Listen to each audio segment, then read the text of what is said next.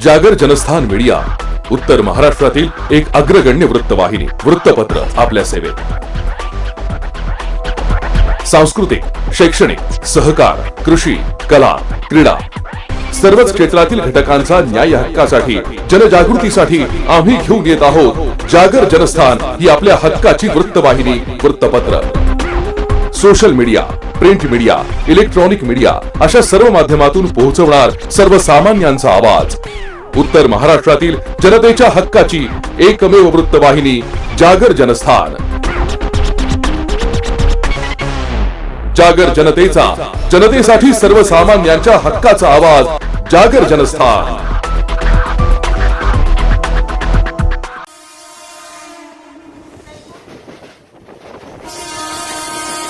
नमस्कार, मी सुनील शिंदे, पंचवटी सुपरफास्ट मध्ये आपलं स्वागत आहे। आपण घेतोय बातम्यांचा वेगवान आढावा। हाथरस प्रकरणाच्या तपासासाठी सीटला 10 दिवसांची मुदतवाढ, मुख्य सचिव अविनाश अवस्थी यांनी दिली माहिती। तर मोदीजी हात हलवण्यापेक्षा तुमचं मौन सोडा, राहुल गांधी यांची मोदींवर टीका। तर बिहार विधानसभा निवडणूक असदुद्दीन ओवैसी भाजपच्या सांगण्यावरून लढवत आहेत, काँग्रेस नेते दिग्विजय सिंग यांचा आरोप। ट्रम्प वर्णद्वेषी आहेत, ते राष्ट्राध्यक्ष पदासाठी योग्य नाहीत, बराक ओबामांच्या पत्नी मिशेल ओबामा यांचा आरोप। तर राज्यात 9 ऑक्टोबर पासून 5 स्पेशल ट्रेन धावणार, मध्य रेल्वेने घेतला निर्णय। तर महाराष्ट्राच्या बदनामीचे प्रयत्न आम्ही हाणून पाडतो, तसंच कोरोना संकटातही राज्य प्रगतीपथावर नेतो, गृहमंत्री अनिल देशमुख यांचा मंत्री दानवेंना टोला। तर महाराष्ट्रात आतापर्यंत 14,65,911 कोरोनाग्रस्त, आतापर्यंत 38,717 जणांचा मृत्यू झालाय। रिअलमी कंपनीचा नवीन 55 इंच साईजचा SLED 4K स्मार्ट टीव्ही जबरदस्त फीचरसह भारतात लॉन्च।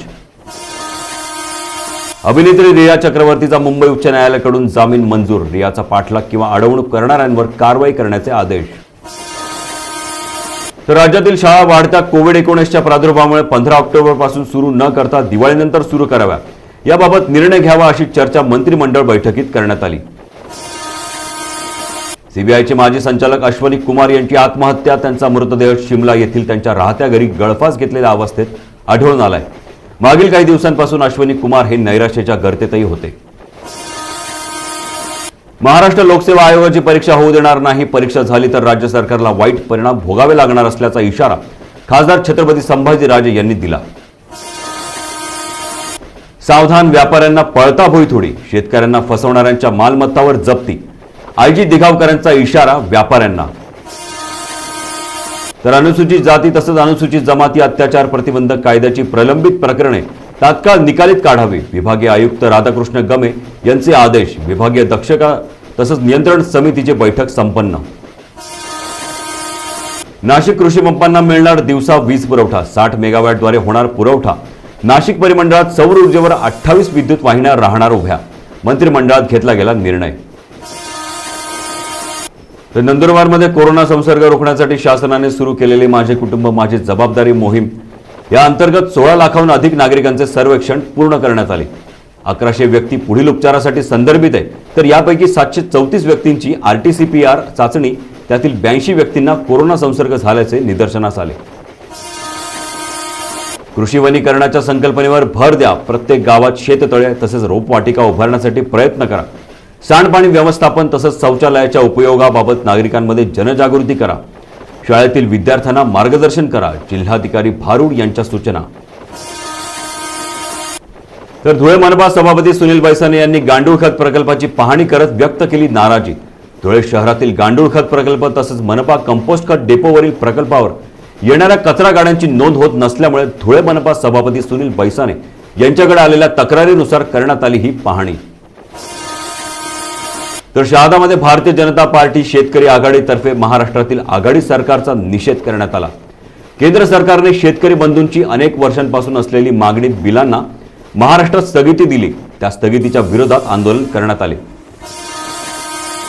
धुळ्यामध्ये भाजप किसान मोर्चातर्फे राज्य सरकारने केंद्र सरकारच्या शेती विधेयकाला स्थगिती दिल्याचे पत्रक फाडून निषेध नोंदवला। विधेयकामुळे अनेक फायदे, मात्र आधी शेतकऱ्यांना आपल्या शेतामध्ये मोठ्या काबाड कष्टाने घेतलेल्या पिकावर तब्बल 8% विनाकारण भुर्दंड भरावा लागत होता। या बातमीसोबतच वेळ झाली तेच थांबण्याची, आपण कुठे जाऊ नका. यानंतर घेणार आहोत आपण बातम्यांचा सविस्तर आढावा. तोपर्यंत पाहत राहा जागर जनस्थान, सामान्यांच्या हक्काचं विचारपीठ.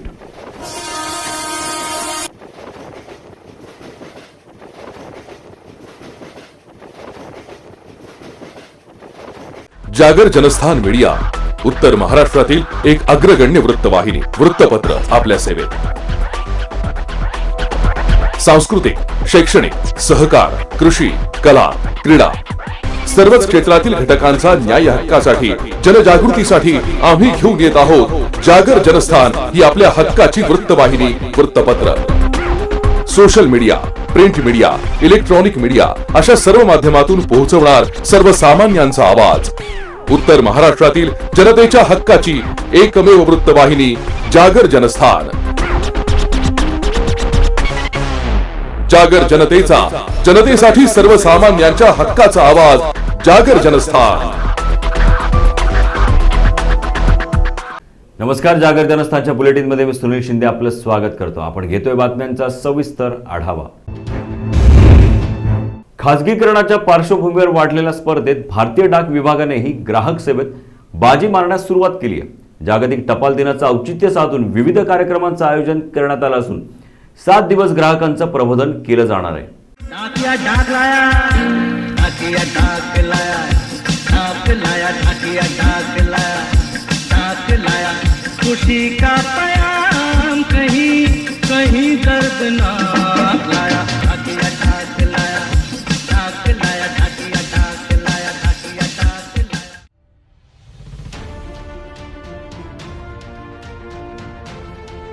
मुक्त अर्थव्यवस्थेचा बोलबाला सुरू झाल्यानंतर खासगीकरणातून सर्वच क्षेत्रात जीवघेणी स्पर्धा सुरू झाली. विशेषतः सार्वजनिक क्षेत्रात काम करणाऱ्या सरकारी आस्थापनांसाठी ही धोक्याची घंटा ठरू पाहत होती. खासगी क्षेत्राशी स्पर्धा करताना ज्या सरकारी आस्थापनांनी काळाबरोबर स्वतःला बदललं ते या स्पर्धेत खासगी क्षेत्राबरोबर चालताना दिसतंय. भारतीय डाक विभाग हा त्यापैकीच एक. खासगी लॉजिस्टिक, विशेषतः कुरिअर कंपन्यांशी स्पर्धा करताना पोस्टानं स्वतःमध्ये आमूलाग्र बदल केल्यानं आजही भारतीय जनतेचा पोस्ट खात्यावर पूर्वी इतकाच विश्वास आहे. हे सांगण्याचं कारण इतकंच की आज आहे जागतिक टपाल दिन. या दिवसाचं औचित्य साधून पोस्टानं विविध उपक्रम हाती घेतले. याविषयी अधिक माहिती देताना नाशिकचे सहाय्यक पोस्ट मास्तर बाळासाहेब कराड म्हणतायत. त्या ओल्ड पोस्टल डेच्या माध्यमातून आपण दरवर्षी वेगवेगळे उपक्रम हाती घेत असतो, परंतु यावर्षी तसा कुठल्याही प्रकारचा उपक्रम गर्दी न करता करायचा आहे. मग त्यामध्ये पोस्टाच्या ज्या काही स्कीम्स आहेत त्याचा पब्लिकपर्यंतच्या अवेअरनेस असेल तो पोचवायचा आहे, किंवा जे आमचे काही कस्टमर्स असतील जे काउंटरला एन्क्वायरीला येतील त्यांना सगळ्या प्रकारच्या ज्या काही सुविधा आहे किंवा ज्या काही स्कीम आहे त्याची डिटेल अशी माहिती द्यायची असते. 2 नंबरला म्हणजे उद्या आहे 10 ऑक्टोबर, उद्या बँकिंग डे असतो. तुम्हाला माहिती आहे की आता पोस्ट ऑफिससुद्धा बँकिंग क्षेत्रातही उतरलेलं आहे. PPB असेल किंवा आमचं सेव्हिंग बँक असेल किंवा वेगवेगळ्या ज्या काही स्कीम आहेत त्या स्कीमच्या माध्यमातून त्या सर्व स्कीमचा जास्तीत जास्त प्रचार कसा होईल या दृष्टीने ते सगळ्या पब्लिकला असेल किंवा ग्राहकांना मार्गदर्शन करायचं असतं. मग त्यामध्ये सगळ्यात जास्त अकाउंट आमचे कसे ओपन होतील, कारण व्याजाचे दरही आता चांगल्या प्रकारचे ठेवलेले आहेत. 3-4 म्हणजे जवळपास 3 क्वार्टरपासून व्याजाचे दर पण बदललेले नाही.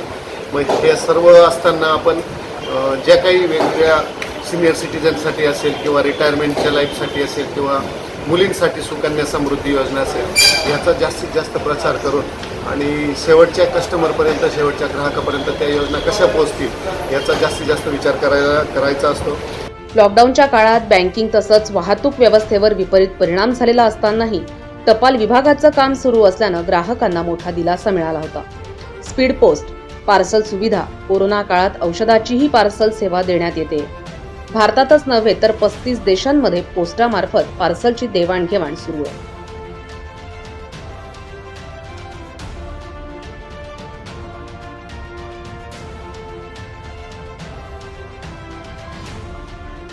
जागर जनस्थानसाठी अमोल सोनवणे, नाशिक.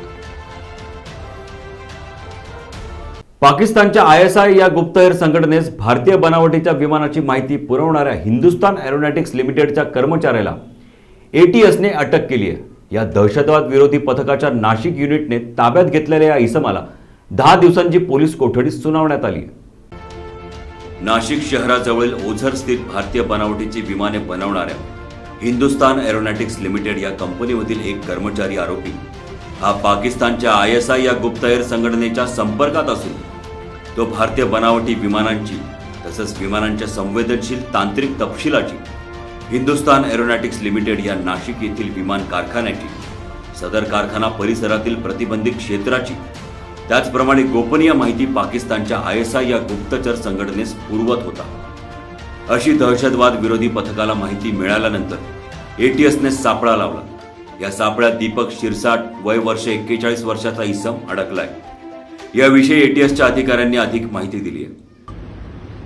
दहशतवाद विरोधी पथक नाशिक युनिट यांना एक गोपनीय माहिती प्राप्त झाली की HAL नाशिक या ठिकाणी काम करत असलेला एक इसम हा एका परदेशी नागरिकाच्या संपर्कात असून काही संवेदनशील माहिती त्या नागरिकास तो सोशल मीडियाच्या माध्यमाने पुरवित आहे. सदर माहितीवरून सखोल चौकशी केली असता व सदर व्यक्तीस ताब्यात घेतले असता त्याच्याकडून जी माहिती मिळाली ती पुढील प्रमाणे. त्या व्यक्तीचे नाव दीपक शिरसाट वय 41 वर्ष व तो HAL या ठिकाणी असिस्टंट सुपरवायझर म्हणून काम करीत होता.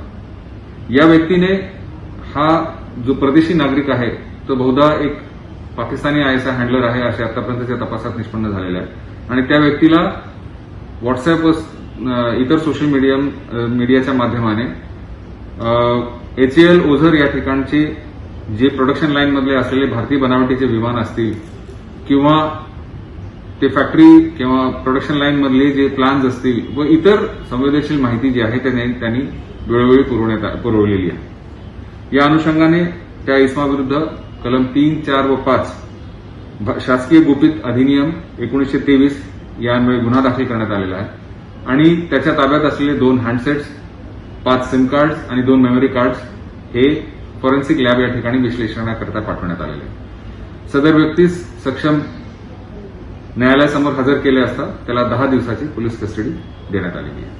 त्याच्या विरुद्ध कलम 3, 4 त्याचप्रमाणे 5 शासकीय गुपित अधिनियम 1923 अन्वये गुन्हा दाखल करून त्याला अटक करण्यात आली. त्याच्या ताब्यातून 3 mobile handset, 5 SIM card, 2 memory card जप्त करण्यात आले. सदर साहित्य विश्लेषणासाठी फॉरेन्सिक सायन्स लॅबोरेटरी येथे पाठवण्यात आले. आरोपीला 10 दिवसांची पोलीस कोठडी मंजूर करण्यात आली असून अधिक तपास सुरू आहे. या दरम्यान HAL, India security press, artillery सेंटरसह बोरगड रडार बेस असलेल्या नाशिकवर शत्रू राष्ट्रांचं पुन्हा लक्ष गेल्याचं या घटनेतून समोर आलंय. म्हणूनच नाशिकच्या सुरक्षा यंत्रणेवर जबाबदारी वाढली आहे. जागर जनस्थानसाठी अमोल सोनवणे, नाशिक. बंगाली बाबा ते नाणेगाव चौफुलीपर्यंत खराब झालेल्या रस्त्यांची माजी आमदार योगेश घोलप यांनी पाहणी करून संबंधित अधिकाऱ्यांना त्वरित रस्ता दुरुस्त करून दर्जेदार रस्ता तयार करण्याच्या सूचना केल्या आहेत.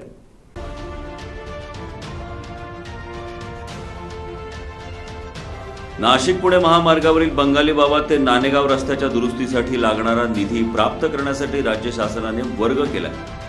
या कामासाठी 4.5 कोटी मंजूर करण्यात आले असून पावसामुळे हा रस्ता पूर्णपणे खराब झाल्यानं नागरिकांना अपघाताचा सामना करावा लागतोय. त्यामुळे शुक्रवारी माजी आमदार योगेश घोलप, उपजिल्हाप्रमुख जगन आगळे यांच्यासह निवडक पदाधिकाऱ्यांनी या रस्त्याची पाहणी करत संबंधित अधिकाऱ्यांना मार्गदर्शन केले.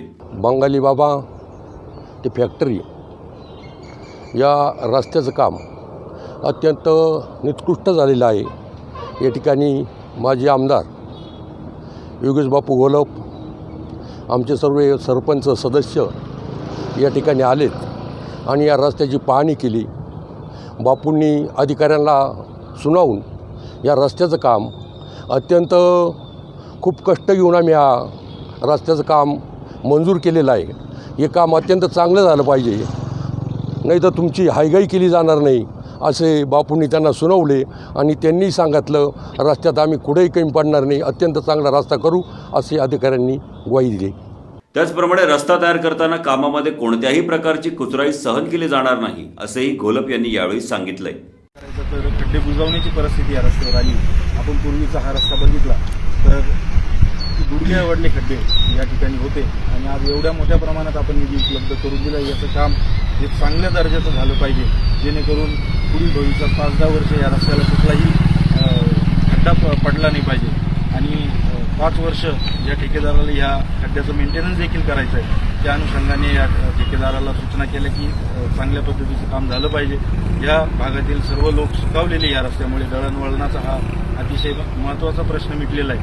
पण जर रस्त्याची क्वालिटी जर खराब असेल तर एवढ्या मोठ्या प्रमाणात निधी आणण्याचा कुठलाही उपयोग होणार नाही आणि जी परिस्थिती पूर्वीपासून होती ती परिस्थिती भविष्यात उद्भवायला नको, म्हणून या ठिकाणी आजचा हा दौरा आम्ही आयोजित केला. यावेळी माजी आमदार योगेश घोलप, उपजिल्हा प्रमुख जगन आगळे, पंचायत समिती सदस्य उज्ज्वला जाधव, सरपंच अजित गायधनी, देविदास गायधनी, नवनाथ गायधनी, दीपक गायधनी, राहुल धात्रक, राजू गायखे, रवींद्र सरवदे, लीलाबाई गायधनी, नामदेव गायधनी, बाबा गायधनी, अमोल आगळे, दुर्गादास चारसकर, योगेश जाधव, RJ जाधव आदींसह नागरिक उपस्थित होते.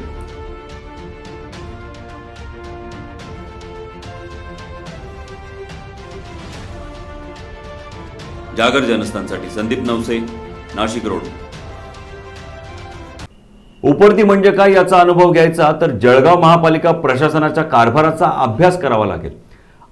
प्रशासन म्हटलं की लाल फितीच्या शाईचे वेगवेगळे रंग पाहायला मिळतातच. याच उपरीतीचा फटका कोरोना रुग्णांना जेवण पुरवणाऱ्या एका ठेकेदाराला बसलाय. नेमका प्रकार काय आहे पाहूयात या रिपोर्टमध्ये. जळगाव शहरात कोरोनाचा प्रादुर्भाव वाढू लागल्यानंतर रुग्णांना जेवण पुरवण्यास कुणीही तयार नव्हते. जळगाव मनपाच्या तत्कालीन उपायुक्तांनी तोंडी आदेश देऊन ब्रिजविलास हिंदू हॉटेल, शिवभोजन केंद्र संचालक संजय शर्मा यांना जेवण पुरवण्यास सांगितले. संजय शर्मा यांनी बाधित रुग्णांना महिनाभर सेवा दिली. 4 एप्रिल ते 17 मे या काळात एकूण बिल झाले 2,45,115 रुपये. ही किंमत मिळावी म्हणून ठेकेदार शर्मा यांनी मनपाकडे बिलाचा तपशील सादर केला. दरम्यानच्या काळात ज्यांनी जेवण पुरवण्याचा आदेश शर्मा यांना दिला, परंतु तत्कालीन उपायुक्त मीनानाथ दंडवते यांची बदली होऊन त्यांची जागा नव्या उपायुक्तांनी घेतली. बिलाचा प्रस्ताव समोर येताच उपायुक्तांना ठेका मंजुरी, कार्यादेश अशा आवश्यक दस्तांची आठवण झाली. लेखी आदेश उपलब्ध नसल्याने उपायुक्तांनी बिल देण्यास नकार दिलाय. याविषयी आपली भूमिका मांडताना ठेकेदार संजय शर्मा म्हणतात, जेवणाच्या त्या बिलासंदर्भात मला माहिती घ्यायला सांगितलेली आहे. मी सदर व्यक्तीकडनं डिटेल माहिती घेईल आणि ती घेतलेली माहिती मान्य आयुक्त साहेबांना देतील. त्यावर मान्य आयुक्त साहेब याच्यावर निर्णय घेतील. महापौर भारती सोनवणे यांनी या संदर्भात खुलासा केलाय. जे माझ्यापर्यंत पण आलेला आहे हा विषय, पण जेवणाचं जे बिलाचा विषय आहे ते नेमात असेल तर नक्की करू, नसणार तर करणार नाही. या आपली चौकशी चालू आहे. ठेकेदाराने जेवण जर पुरवले त्याचा या बिलावर अधिकार आहे, तर दुसऱ्या बाजूला आपल्या आधी काय झाले याविषयी अनभिज्ञ असलेले उपायुक्तांसमोर लेखी आदेश नसतील तर ते बिल मंजूर करणार तरी कसे? एकूणच या ठिकाणी दोन्ही पक्ष आपापल्या जागेवर योग्य असले तरी महिनाभर जेवण पुरवले जात असताना मनपाच्या कुठल्याही अधिकारी कर्मचाऱ्याला जेवणाबाबत चौकशी करावी वाटली नाही. किंबहुना ठेकेदारांनीही 12 कारभार असलेल्या मनपा प्रशासनाच्या तोंडी आदेशावर विश्वास ठेवण्याचे धाडस कसे केले, हा खरा प्रश्न आहे. तथापि उपायुक्त दंडवते यांनी 19 मे रोजी तत्कालीन जिल्हाधिकारी डॉक्टर अविनाश ढाकणे यांना दिलेल्या पत्रात शाहू महाराज रुग्णालय कोरोना संशयित रुग्णांना शर्मा यांच्याकडून 4 एप्रिल ते 17 मे दरम्यान चहा, नाश्ता तसंच जेवण दिल्याचे बिल अदा करण्याची विनंती केली आहे. एवढाच काय तो ठेकेदाराला अधिकार आहे. जागर जनस्थानसाठी ब्युरो रिपोर्ट, जळगाव. महाराष्ट्रातील अर्ध शक्तीपीठ म्हणून ओळखले जाणारे तीर्थक्षेत्रावरील महाकाली, महासरस्वती, महालक्ष्मी सप्तशृंगी देवीचा 9 दिवस होणारा नवरात्र उत्सव हा कोरोना साथीच्या पार्श्वभूमीवर बंद ठेवण्याचा निर्णय प्रशासनानं घेतलाय. इतिहासात यंदा प्रथमच अर्धशक्तीपीठ म्हणून प्रसिद्ध सप्तशृंगीचा नवरात्र उत्सव यंदा रद्द करण्यात आलाय. 17 ऑक्टोबर पासून नवरात्र उत्सव सुरू होतोय. तथापि कोरोनाचे सामूहिक संक्रमण टाळण्यासाठी ऑक्टोबर अखेर राज्यातील सर्व धार्मिक प्रार्थना स्थळे, धार्मिक उत्सव बंद ठेवण्यात आले. या पार्श्वभूमीवर आज जिल्हा प्रशासनाने घेतलेल्या बैठकीत सप्तशृंगाचा नवरात्र उत्सव रद्द करण्याचा निर्णय घेण्यात आलाय. जिल्हाधिकारी सूरज मांढरे, प्रशासकीय अधिकारी, देवी संस्थांचे विश्वस्त, विविध शासकीय अधिकारी तसेच ग्रामस्थ, व्यापारी सह ग्रामपंचायत बैठकीला उपस्थित होते. 31 ऑक्टोबर पर्यंत शासनाच्या आदेशानं मंदिरासह 10 किलोमीटर अंतरापर्यंत नांदुरी येथे बंद करण्याचा निर्णय घेण्यात आलाय. देशात कोरोनाचे रुग्ण वाढत असताना भाविक भक्त जनतेच्या सुरक्षेच्या दृष्टीने हा निर्णय घेण्यात आलाय. तसंच भाविक भक्त गडावर येण्यासाठी भाविकांना घरातून गडावर येण्यासाठी हट्ट करू नये असे आवाहन प्रशासनाने केलंय. कुठल्याही भाविकांना प्रवेश दिला जाणार नाही याबाबत अधिसूचना काढण्यात येणार आहे. जागर जनस्थानसाठी तुषार बर्डे, सप्तशृंगगड. डिझेल मिळत नाही म्हणून 2 दिवसांपासून धुळे शहरातील घंटागाड्या ठेकेदाराने बंद ठेवल्याने सखेत आश्चर्य व्यक्त केलं जात आहे. घंटागाडीचा ठेका घेतलेली ही कंपनी काही शहरात काळ्या यादीत असल्यानं धुळेकरांना ठेकेदारांच्या हेतूवर संशय येतोय. धुळे शहरात कचरा संकलनसाठीचा ठेका नाशिकच्या वॉटर ग्रेस कंपनीला देण्यात आलाय. या कंपनीकडे नाशिक, जळगाव शहरात देखील कचरा संकलन करण्याचे ठेके. या शहरातील कारभाराप्रमाणेच धुळ्यातही या ठेकेदार कंपनीची नौटंकी सुरू असल्याचे तक्रार धुळेकर करू लागले. डिझेल मिळत नाही असे हास्यास्पद कारण पुढे करून वॉटर ग्रेस कंपनीच्या ठेकेदारानं 2 दिवस घंटागाड्या बंद ठेवल्याने धुळेकरांमध्ये संताप पाहायला मिळतो. हमारे धुलिया शहर के अंदर कचरे का ठेकेदार जो है वो कचरा का उठाना बंद कर चुका है. इससे पहले भी जो है दो महीना 1.5 महीना पहले उसने कचरा उठाना बंद कर दिया. वो बोलता है कि हमारा बिल नहीं निकला. आयुक्त साहब ने उसको दंड दिया, उसको नोटिस दी, फिर उसका बिल निकाला. बिल निकालने के बाद बोले मैं अच्छा काम करूँगा, मगर शहर में फिर आज जो है कचरा 2-3 दिन से जो है कचरे के ठेकेदार ने काम बंद कर चुका है. और उसके अंदर जो एस्टीमेट रहता है उसके अंदर बाकायदा लिखा रहता है कि अगर महापालिका अगर उनको पेमेंट नहीं दे रही है तो 3 महीने का पेमेंट जो है उनके पास से लगा के कचरे का काम बंद नहीं होना चाहिए. ये ठेकेदार जो है महापालिका को और शहर वालों को परेशान करने का काम कर रहा है और महापालिका को बदनाम करने का काम कर रहा है. इसका बार का नाटक हो गया है. इससे पहले महीना भर पहले भी वही काम करा और आज भी वही काम करा. आयुक्त साहब ने उसको दंड दिया है. इसको ऐसा ब्लैक लिस्ट में डालने का है कि पूरे हिंदुस्तान के अंदर इसके ठेकेदार को कहीं काम मिलना नहीं चाहिए और महापालिका को बदनाम करने का काम कर रहा है और नगर सेवकों को परेशान कर रहा है. सारी पब्लिक जो है नगर सेवक के घर पर आ रही है, कचरा नहीं उठाए, बार फोन आ रहे हैं, लोग हमको परेशान कर रहे हैं. और उसका 1 ही महीने का पेमेंट बाकी है. मेरे अधिकारियों से बात हुई है, अभी 1 महीने का पेमेंट बाकी है और ये महीने का बिल उसने अभी सबमिट करा है. उसको 10-15 दिन लगते हैं और 3 महीने का तरतूद में लिखा है, एस्टीमेट में लिखा हुआ है 3 महीने का उसके पास से बिल उसको देना चाहिए और इसको ब्लैक लिस्ट में डालना चाहिए. महानगरपालिका आयुक्त अजित शेख यांनीही मनपा प्रशासनाची बाजू स्पष्ट केली.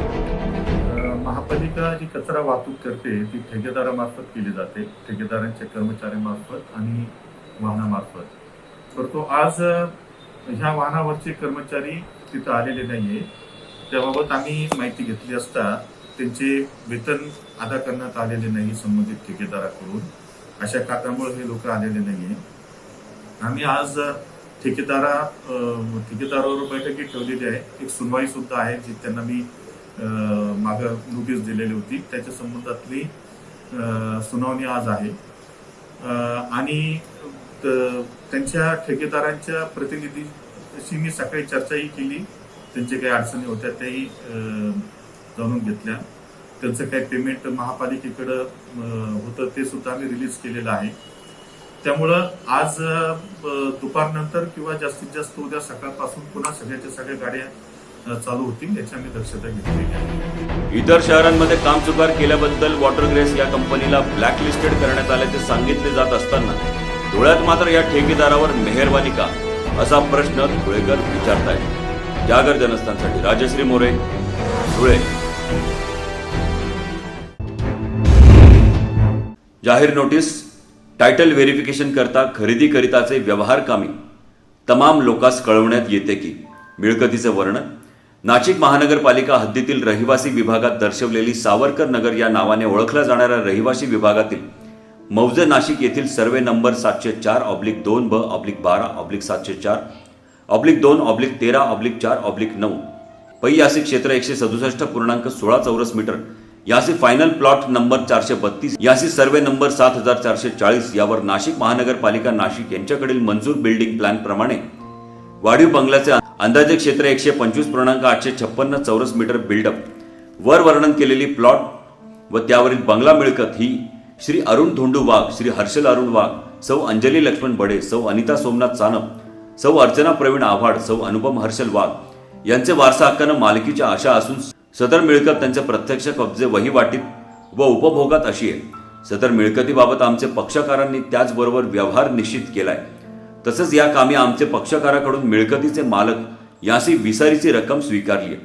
सदर प्लॉट व त्यावरील बंगला मिळकतीवर NKGS बँक या कर्जाचा रकमेपोटी बोजा असून त्या व्यतिरिक्त सदर प्लॉट व त्यावरील बंगला मिळकत ही निर्भेद व बिनबोजाची असून सदर प्लॉट व त्यावरील बंगला मिळकतीवर नमूद इसमांशिवाय अन्य कोणाचाही हक्क व अधिकार नाही असे त्यांनी खात्रीपूर्वक सांगितले असले तरी सदर मिळकतीत अन्य कोणाचाही कुठल्याही प्रकारचा हक्क अगर हितसंबंध असल्यास सदर नोटीस प्रसिद्ध झाल्यापासून 10 दिवसाच्या आत आमचे कार्यालय सक्षम येऊन साक्षांकित कागदपत्रांनिशी लेखी हरकती नोंदवाव्यात। तसेच वर्तमानपत्रात परस्पर प्रसिद्ध केलेल्या हरकतीचा विचार केला जाणार नाही याची नोंद घ्यावी।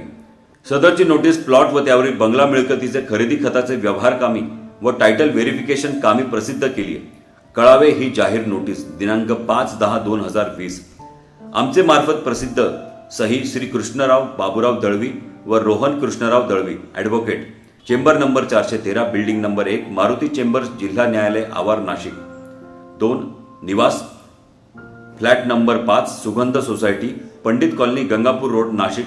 संपर्क 8308599772।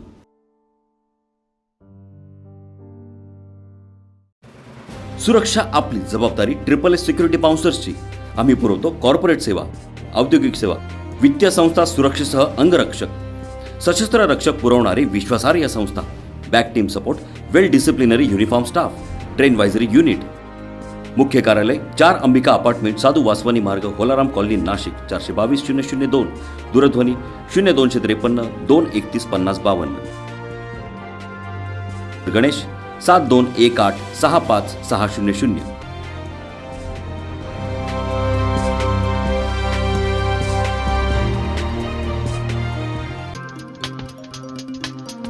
यश टायर्स, नाशिक जिल्ह्यातील एकमेव car service station. The power of team work म्हणजेच यश टायर्स। आमच्याकडे दिला जाणाऱ्या services: tyre alignment and balancing services, all brand new tyre services, oil change and refill services, batteries installation services, ceramic coating services, interior sanitising and washing services, window film services and all types of car service फक्त Yash tyre मध्येच। उत्तर महाराष्ट्रातील एकमेव विश्वसनीय car service म्हणजे आपल्या हक्काचे यश tyre. एकदा या आणि खात्री करून जा, आपल्या स्वागतासाठी सज्ज आहे Yash tyres. Yash tyres, shop number 123, Samnani Centurium, near करीलिम्स hotel, opposite passport office, Shikrewadi, Nashik. Nashik road 422101। Mobile 9881507215, 9370606643, 9766635211।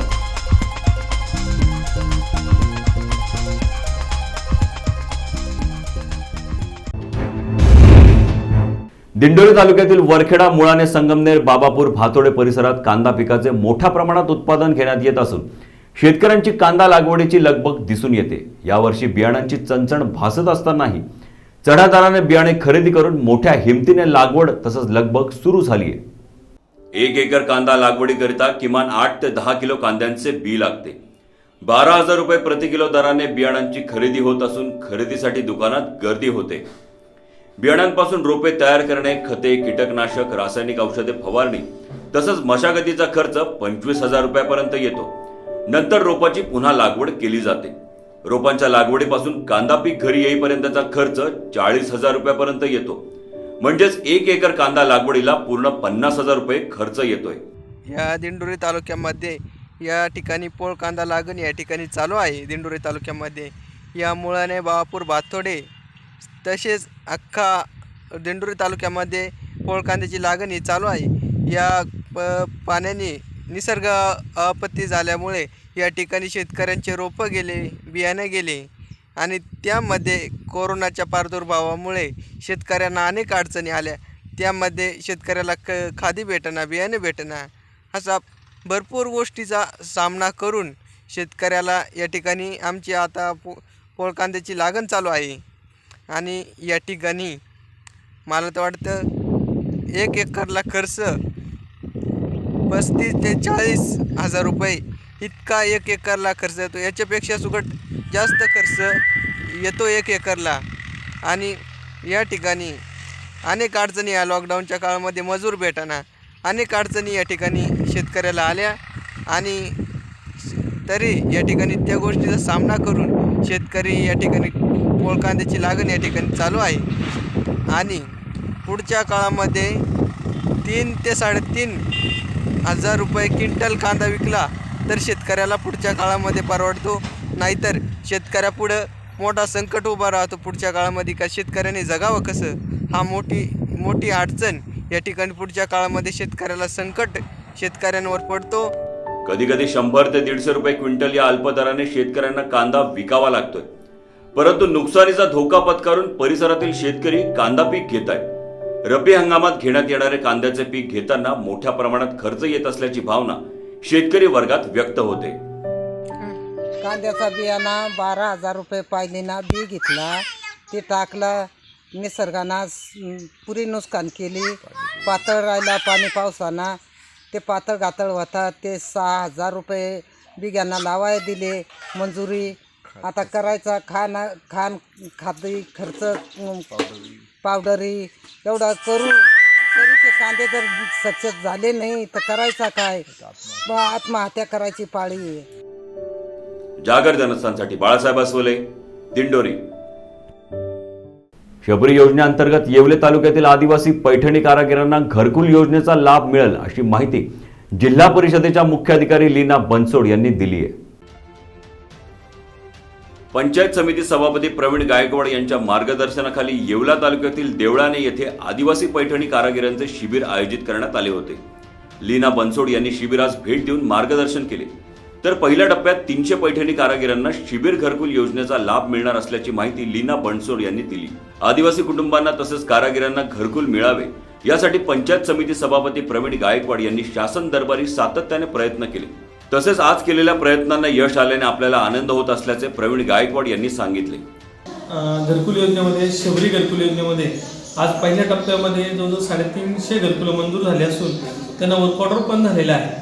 तसेच आज दुसरी योजना म्हणजे आज रमाई घरकुल योजना 400 घरकुल मंजूर झाले असून त्यांच्याही खात्यावरती पैसे आज जमा झालेले आहेत. खूप आनंदाची गोष्ट आहे. मी माझ्या पाठपुराव्याला यश आलेलं आहे, पण माझ्या मनात एक खंत आहे. या दोन्ही समाजासाठी घरकुल योजना अतिशय चांगल्या पद्धतीनं शासनाने राबवलेल्या आहे.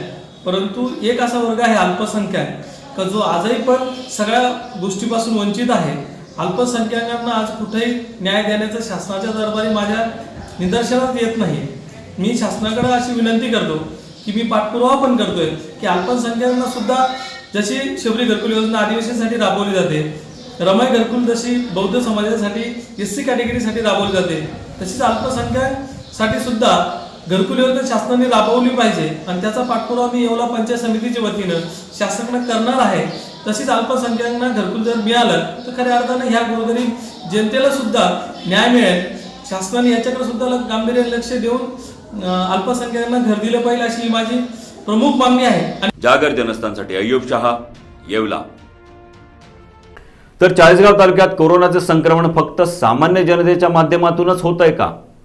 सामान्यांवर कारवाई करून कोरोना थांबणार आहे का?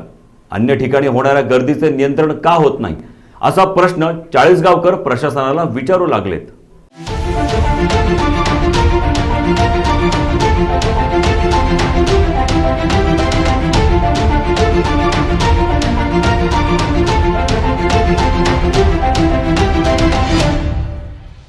चाळीसगाव तालुक्यातील मध्यभागी असलेले चरण पेट्रोल पंपावर रोज हजारो नागरिकांची ये-जा होत असते. त्याचबरोबर विशेष म्हणजे सर्वात जास्त नागरिक या ठिकाणी ग्रामीण भागातून पेट्रोल डिझेल घेण्यासाठी येत असतात. परंतु तालुक्यातील कोरोना रुग्णांची संख्या दिवसेंदिवस वाढत असूनही चरण पेट्रोल पंपावर कोरोनाचे सर्व नियम धाब्यावर ठेवून इंधनाची विक्री केली जाते. अनेक वेळेस चाळीसगाव नगरपालिका तसेच शहर पोलिसांनी संयुक्त विद्यमाने कोरोना नियमांचे उल्लंघन करणाऱ्या बेजबाबदार नागरिकांवर दंडात्मक कारवाई केली. परंतु ही कारवाई कोरोना काळात होरपळलेल्या सर्वसामान्य जनतेवर होते. कोरोना नियमांचे उल्लंघन करणाऱ्या अशा पेट्रोल पंपावर कारवाई होणार का असा सवाल चाळीसगावकर विचारतायत. जागर जनस्थानसाठी खेमचंद कुमावत, चाळीसगाव. धुळे तालुक्यातील अजंगाव शिवारात गॅस टँकरमधून अवैधरित्या घरगुती वापराचा गॅस छोट्या टाक्यांमध्ये भरण्याचा धक्कादायक प्रकार समोर आलाय. या प्रकरणी धुळे तालुका पोलिसांनी मोठी कारवाई केली आहे. ग्रामीण भागात घरगुती गॅसचा काळा बाजार नित्याचाच झालाय. मोठ्या टँकरमधून छोट्या छोट्या टाक्यांमध्ये भरून हा काळा बाजार सुरू आहे. अशा एका कारवाईत 3 जणांना पोलिसांनी ताब्यात घेतले. या कारवाईत गॅस टँकर, घरगुती गॅसच्या टाक्या, अन्य गॅस भरण्याचे यंत्र असे एकूण जवळपास 31 लाखांचा मुद्देमाल जप्त करण्यात आलाय। अत्यंत सुरक्षित पद्धतीने 17,000 किलोग्राम गॅस भरलेल्या टाक्यांमधून छोट्या गॅस टाक्या भरल्या जात होत्या। सुदैवानं या ठिकाणी कुठलाही विस्फोट झाला नाही, अशी माहिती धुळे जिल्हा पोलीस अधीक्षक चिन्मय पंडित यांनी पत्रकारांशी बोलताना दिली आहे। जागर जनस्थानसाठी राजश्री मोरे, धुळे। अकोले तालुक्यातील आदिवासी शेतकऱ्यांसाठी भात लागवड नर्सरीपासून विक्री पश्चात व्यवस्थेसंदर्भात प्रशिक्षण शिबिराचं आयोजन करण्यात आलं होतं। तालुका कृषी अधिकाऱ्यांसह माजी तसंच आमदार वैभव पिचड यांनीही शेतकऱ्यांना मार्गदर्शन यावेळी केलंय। भात क्षेत्र सर्वाधिक असलेल्या अकोले तालुक्यातील आदिवासी शेतकऱ्यांना भात लागवडीसह नर्सरी तसंच विक्री पश्चात व्यवस्थेबाबत साक्षर करण्यासाठी कृषी विभागानं शेती शाळेचं आयोजन केलं होतं। अकोले तालुक्यातील शिरपुंज, धामणगाव या भागातील आदिवासी शेतकऱ्यांसाठी या शेती शाळेचं आयोजन करण्यात आलं होतं। या शेती शाळेला माजी आमदार वैभव पिचड यांनी मार्गदर्शन केलंय आणि प्रत्यक्षात ते पीक जे आहे ते भाताचं पीक या संपूर्ण परिसरामध्ये अतिशय जोमाने केलेलं आपल्याला सर्वांना पाहायला भेटतंय। आजच्या या भेटीमध्ये विशेष या ठिकाणी मी आभार मानतो अहमदनगर जिल्ह्याचे कृषी अधीक्षक माननीय जगताप साहेब जाणीवपूर्वक आज या ठिकाणी उपस्थित झाले आणि उपस्थित राहून या संपूर्ण निळ्या भाताची पाहणी असेल किंवा इथून पुढं या भात जे तयार होणार आहेत या भातामधले जे काही घटक आहेत या घटकाची जी माहिती असेल ही माहिती थेट शेतकऱ्यांपर्यंत पोहोचली पाहिजे। यामध्ये काय काय आहेत की प्रोटीनचे घटक किती आहेत, न्यूट्रिशन व्हॅल्यू काय काय आहेत, याच्याने खऱ्या अर्थाने बऱ्याच वेळेस या ठिकाणी आपण बघतो की डायबिटीजवाल्या जो माणूस असतो, शुगर वाढलेली असेल, डायबिटीज झाल्यानंतर बऱ्याचशा डॉक्टरांकडे गेल्यानंतर अनेक डॉक्टर या ठिकाणी पहिले सुचवतात की भात तुम्ही कमी करा, त्याच्याने तुमचं शुगर वाढते। प्रामुख्याने आज या निळ्या भाताच्या संदर्भात ज्यावेळेस मी न्यूट्रिशन व्हॅल्यू पाहिले त्यावेळेस तालुक्याचे कृषी अधीक्षक आमचे या ठिकाणी जे आहेत त्यांनी खऱ्या अर्थाने या ठिकाणी सांगितलं का याच्यातले जे काही न्यूट्रिशन व्हॅल्यू आहेत या न्यूट्रिशन व्हॅल्यूमध्ये सर्वात कमी काय असेल तर शुगरचं प्रमाण सर्वात कमी आहे, लोहाचं प्रमाण या ठिकाणी वाढलेलं आहे, प्रोटीनचं प्रमाण या ठिकाणी वाढलेलं आहे। आणि ही जी माहिती आहे ती गोसाई साहेबांनी या ठिकाणी नुसतं माहितीवरून नव्हे तर याचे खऱ्या अर्थाने लॅब टेस्टिंग करून हे न्यूट्रिशन व्हॅल्यू त्यांनी काढून आणलेले आहेत। आणि आज या पिकाच्या माध्यमातून, आज या व्हिजिटच्या माध्यमातून जगताप साहेब हे सर्व न्यूट्रिशन व्हॅल्यू जे आहेत हे शेतकऱ्यांना त्याचं महत्त्व पटवून देतात आहेत। त्याचबरोबर पारंपरिक शेतीची जी पद्धत आहे यामध्ये आधुनिकपणा काय आणला पाहिजे आणि काही पारंपरिक पद्धती आहेत त्या पण काही जतन केल्या पाहिजेत, हे प्रामुख्याने आज या ठिकाणी या व्हिजिटमध्ये सांगण्यात आलं। आणि सर्व शेतकरी मग या ठिकाणी सर्व जुने जाणते शेतकरी देखील या ठिकाणी उपस्थित होते। त्यांनी देखील बऱ्याचशा गोष्टींना दुजोरा देखील दिला की जुन्या काळी आम्ही या ठिकाणी खत वापरत नव्हतो, वरखत वापरत नव्हतो, 100% या ठिकाणी शेणखतावरती या ठिकाणी शेती अवलंबून होते। आज या ठिकाणी सेंद्रिय शेतीकडे वळताना आमचे मित्र गंगाराम शेठ धिंदळे हे या ठिकाणी पाहायला भेटतात। एक स्वतःच्या शेतीमधून एक संपन्न व्हायचा दृष्टिकोन खऱ्या अर्थाने पुढे येईल अशी या ठिकाणी संकल्पना व्यक्त करतो। आणि निश्चितपणाने अनेक व्यापारी जे आहेत त्या व्यापाऱ्यांनी देखील या ठिकाणी संपर्क करावा। या विभागामध्ये जे निळा भात आहेत आणि त्याचबरोबर आमचं पारंपरिक असलेलं काळ भात या दोन्ही वाहनांना आपण अतिशय चांगला प्रतिसाद द्यावा, ह्याच आपल्या या माध्यमातून आपल्या सर्वांना विनंती करतो आणि याच ठिकाणी थांबतो। भाताचे ब्रँडिंग करून स्थापन केलेल्या साई ऑर्गॅनिक या सेंद्रिय गटाद्वारे हा भात विकला जाणार असल्याचं जिल्हा कृषी अधीक्षक शिवाजी जगताप यांनी सांगितलंय। संकरित वाण पण केलेले आहेत। यामध्ये कृषी विद्यापीठाच्या नोटिफाईड व्हरायटी ज्या आहेत त्या आहेत, काही खाजगी कंपन्याच्या संशोधित वाण आहेत। याचबरोबर एक प्रयोग म्हणून आपण जांभळा भात, काही त्याला निळा भात पण म्हणतात, अशा पद्धतीचा इंडोनेशियाचा हा भात आसाममध्ये आलेला आणि आसाममध्ये आपल्याच जिल्ह्यामध्ये पूर्वी कार्यरत असलेले रावसाहेब बेंद्रे म्हणून हे आता काही गोष्टीसाठी आसाममध्ये काम करतात। तर त्यांच्याकडं आपण जी काही आपली एक्सपोजर व्हिजिट झाली होती त्या एक्सपोजर व्हिजिटमधून तो भात आपल्या निदर्शनास आला, तो आपण इथं आणला आणि आपल्या भागामध्ये तो चांगल्या पद्धतीने येतो असं गेल्या वर्षी आपली खात्री झाली। त्याची हेक्टरी 28 क्विंटलपर्यंतचं उत्पादन आपल्याकडं आलेलं आहे। आपली इथली जी काही भाताची उत्पादकता जी आहे ती 1324 किलो प्रति हेक्टरीची आहे आणि त्यामध्ये ह्याची उत्पादकता आपल्याला चांगली दिसते। हे चांगले होऊन याचा रंग जो आहे, रंग जांभळा किंवा निळा असा आहे, त्यातलं अँथोसायनिन पिगमेंट त्यामध्ये आहे आणि त्याचा परिणाम म्हणून ह्याची जी काही न्यूट्रिशनल व्हॅल्यू किंवा ह्याची अन्नाची ताकद जी आहे त्या ताकदमध्ये वेगवेगळे मिनरल्स आहेत, व्हिटॅमिन्स आहेत, अँटीऑक्सिडंट आहेत आणि म्हणून हा नुसतं खाद्यच नाही तर हे औषधी खाद्य म्हणून असं आहे. म्हणून वेगवेगळे जे काही आजाराचे पेशंट आहेत त्यांनी साधा भात खाण्याऐवजी हा भात खाल्ला तर निश्चित त्यांची प्रतिकारशक्ती ना आता सध्या कोरोना कोविडचा जो विषय आहे त्यामध्येही आपली प्रतिकारशक्ती वाढवायची आहे आणि त्या वाढवण्यासाठी हा भात जो आहे हा भात निश्चित उपयोगाचा पडतो आहे. म्हणून गेल्या वर्षी 300 ते 400 रुपये किलोपर्यंत हा भात काही व्याधीग्रस्त आमचे जे काही क्लायंट्स आहेत यांनी तो घेतला. साधा भात जो आहे तो 50 रुपये ते 70 रुपयापर्यंत जातो आहे, परंतु हा भात 300 ते 400 रुपये किलोपर्यंत जातो आहे. हा याच तोडीचा दुसरा एक कोकण कृषी विद्यापीठाने रत्नागिरी 8 म्हणून एक जात विकसित केलेली आहे. ती जात पण आम्ही पुढच्या वर्षी इथं आणणार आहोत आणि जेणेकरून आमचा इथं सेंद्रिय परंपरागत कृषी विकास योजना या योजनेअंतर्गत सेंद्रिय गट आमचा इथं रजिस्टर झालेला आहे. त्यांच्या जमिनी जी आहेत ह्या सेंद्रिय प्रमाणीकरण झालेले आहेत आणि त्या सेंद्रिय प्रमाणीकरण झालेल्या जमिनीवरती सेंद्रिय पद्धतीनं हा आयुर्वेदिक म्हणा किंवा औषधी गुणधर्म असलेला भात म्हणा हा भात आम्ही तयार करत आहोत आणि हा ब्रँडिंग करून या शेतकरी गटांच्याच नावानं साई ऑर्गॅनिक या ब्रँडखाली आम्ही विकणार आहोत आणि त्या विकण्याकरता आत्ताच विकेल ते पिकेल ही अमरेला आली आहे. दुसरा स्मार्ट प्रोजेक्ट आलेला आहे. या वेगवेगळ्या माध्यमातून ही आदिवासी शेतकरी आहे हा उत्पादक ते ग्राहक या संकल्पनेवर आम्ही थेटरित्या देणार आहोत आणि जेणेकरून त्या ग्राहकाचा 100% पैसा आमच्या ह्या उत्पादकाच्या खिशात येईल आणि शेतकऱ्यासाठी म्हणून हे कामकाज आम्ही अभिमानानं करत आहोत. शेतकऱ्यांची साथ मिळत आहोत. आपल्याही सर्वांची त्यामध्ये साथ मिळावी याच पद्धतीनं हे कामकाज पुढे चालू.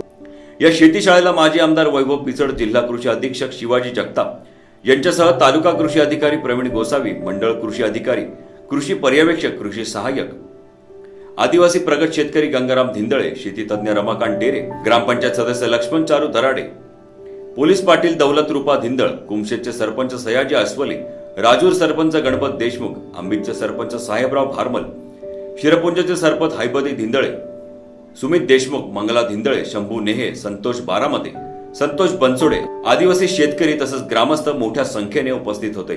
जागर जनस्थानसाठी सुखदेव खरबस, अकोले.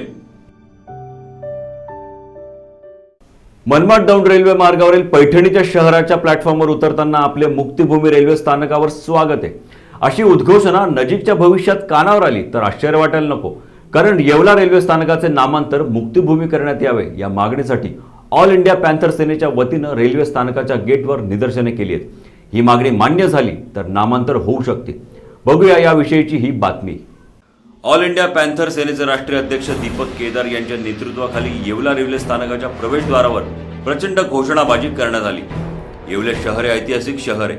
नामांतरासाठी आंबेडकरी संघटना गेल्या 15 वर्षांपासून लढा देत आहे. मागणी मान्य न झाल्यास संघटनेच्या वतीनं आंदोलन छेडण्याचा इशाराही यावेळी देण्यात आला आहे. येवला ही भूमी ऐतिहासिक भूमी आहे. महामानव डॉक्टर बाबासाहेब आंबेडकरांनी जो मानव मुक्तीचा लढा दिला, जो मानव मुक्तीचा एल्गार केला, शोषित, पीडित, वंचित, दलित घटकांचा जो धर्मांतराचा एल्गार केला, ती भूमी म्हणजे येवला भूमी. जगभरात, देशभरात ही भूमी मुक्तिभूमी नावाने प्रसिद्ध आहे. गेल्या 15 वर्षापासून आंबेडकरी चळवळीतले पक्ष संघटना, आंबेडकरी अनुयायी येवला रेल्वे स्टेशनला मुक्तिभूमी नाव देण्यासाठी संघर्ष करत आहेत, मागणी करत आहेत. या देशात डॉक्टर बाबासाहेब आंबेडकरांनी संविधान लिहिलं. संविधान निर्माते डॉक्टर बाबासाहेब आंबेडकर भूमीत येऊन, ही भूमी ऐतिहासिक भूमी आहे आणि या भूमीमध्ये 13 ऑक्टोबरला लाखो भीम अनुयायी, बौद्ध अनुयायी इथे येतात, रेल्वे स्टेशनला उतरतात. परंतु या रेल्वे स्टेशनचं नाव मुक्तिभूमी असावं अशी प्रामाणिक मागणी गेल्या अनेक वर्षापासून आंबेडकरी संघटना आणि भीम अनुयायी करत आहेत. यावेळी रेल्वे डीएमआर यांना मागणीचे निवेदनही देण्यात आले. यावेळी प्रकाश पडवळ, सचिन कसबे, प्रशांत पडवळ, प्रशांत संसारे, जीवन पडवळ, साई भालेराव, प्रवीण गरुड, प्रदीप पगारे यांच्यासह कार्यकर्ते उपस्थित होते. जागर जनस्थानसाठी आयुब शहा, येवला. या बातमीसोबतच वेळ झाली इथेच थांबण्याची. आपण कुठे जाऊ नका, आपण पाहत राहा जागर जनस्थान. जाता जाता तमाम आमच्या उत्तर महाराष्ट्रातल्या प्रेक्षकांना तसंच महाराष्ट्रातल्या प्रेक्षकांना जाहीर आवाहन. कोरोनाचा विळखा वाढतोय, त्यामुळे आवश्यकता असेल तरच घराबाहेर पडा. घराबाहेर पडत असाल तर सोशल डिस्टन्सिंगच्या नियमांचं नक्कीच पालन करा. स्वतःबरोबर इतरांची काळजी घ्या आणि सुरक्षित राहा. जाहीर नोटीस. टायटल व्हेरिफिकेशन करता खरेदी करिताचे व्यवहार कामी तमाम लोकांस कळवण्यात येते की मिळकतीचे वर्णन नाशिक महानगरपालिका हद्दीतील रहिवासी विभागात दर्शवलेली सावरकर नगर या नावाने ओळखल्या जाणाऱ्या रहिवासी विभागातील मौजे नाशिक येथील सर्वे नंबर 704/2/12/7/12/13/4/9 पै यासी क्षेत्र 167.16 चौरस मीटर यासी फायनल प्लॉट नंबर 432 यासी सर्वे नंबर 7440 यावर नाशिक महानगरपालिका नाशिक यांच्याकडील मंजूर बिल्डिंग प्लॅन प्रमाणे वाढीव बंगल्याचे अंदाजे क्षेत्र 125.856 चौरस मीटर बिल्डअप वर वर्णन केलेली प्लॉट व त्यावरील बंगला मिळकत ही श्री अरुण धोंडू वाघ, श्री हर्षल अरुण वाघ, सौ अंजली लक्ष्मण बडे, सौ अनिता सोमनाथ चानप, सौ अर्चना प्रवीण आव्हाड, सौ अनुपम हर्षल वाघ यांचे वारसा हक्कानं मालकीच्या आशा असून सदर मिळकत त्यांचे प्रत्यक्ष कब्जे वहिवाटीत व उपभोगात अशी आहे. सदर मिळकतीबाबत आमचे पक्षकारांनी त्याचबरोबर व्यवहार निश्चित केलाय. तसेच या कामी आमचे पक्षकाराकडून मिळकतीचे मालक यासी विसारीची रक्कम स्वीकारली आहे. सदर प्लॉट व त्यावरील बंगला मिळकतीवर NKGS बँक या कर्जाचा रकमेपोटी बोजा असून त्या व्यतिरिक्त सदर प्लॉट व त्यावरील बंगला मिळकत ही निर्भेद व बिनबोजाची असून सदर प्लॉट व त्यावरील बंगला मिळकतीवर नमूद इसमांशिवाय अन्य कोणाचाही हक्क व अधिकार नाही असे त्यांनी खात्रीपूर्वक सांगितले असले तरी सदर मिळकतीत अन्य कोणाचाही कुठल्याही प्रकारचा हक्क अगर हितसंबंध असल्यास सदर नोटीस प्रसिद्ध झाल्यापासून 10 दिवसाच्या आत आमचे कार्यालयात सक्षम येऊन साक्षांकित कागदपत्रांनिशी लेखी हरकती नोंदवाव्यात. तसेच वर्तमानपत्रात परस्पर प्रसिद्ध केलेल्या हरकतीचा विचार केला जाणार नाही याची नोंद घ्यावी. सदरची नोटीस प्लॉट व त्यावरील बंगला मिळकतीचे खरेदी खताचे व्यवहार कामी व टायटल व्हेरिफिकेशन कामी प्रसिद्ध केली आहे. कळावे ही जाहीर नोटीस दिनांक 5/10/2020 आमचे मार्फत प्रसिद्ध सही श्री कृष्णराव बाबूराव दळवी व Rohan Krishnarao Dalvi advocate, chamber number 413, building number 1, Maruti chambers, जिल्हा न्यायालय आवार नाशिक. 2. निवास flat number 5, Sugandh society, Pandit colony, Gangapur road, Nashik. संपर्क 8308599772.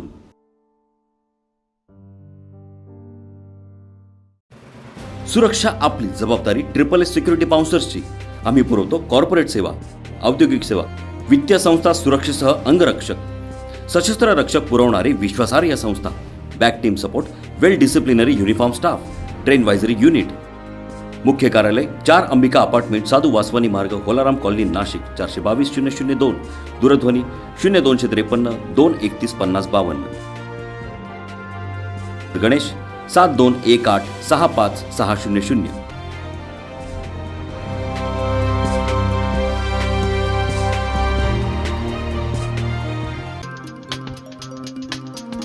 यश टायर्स, नाशिक जिल्ह्यातील एकमेव कार सर्व्हिस स्टेशन.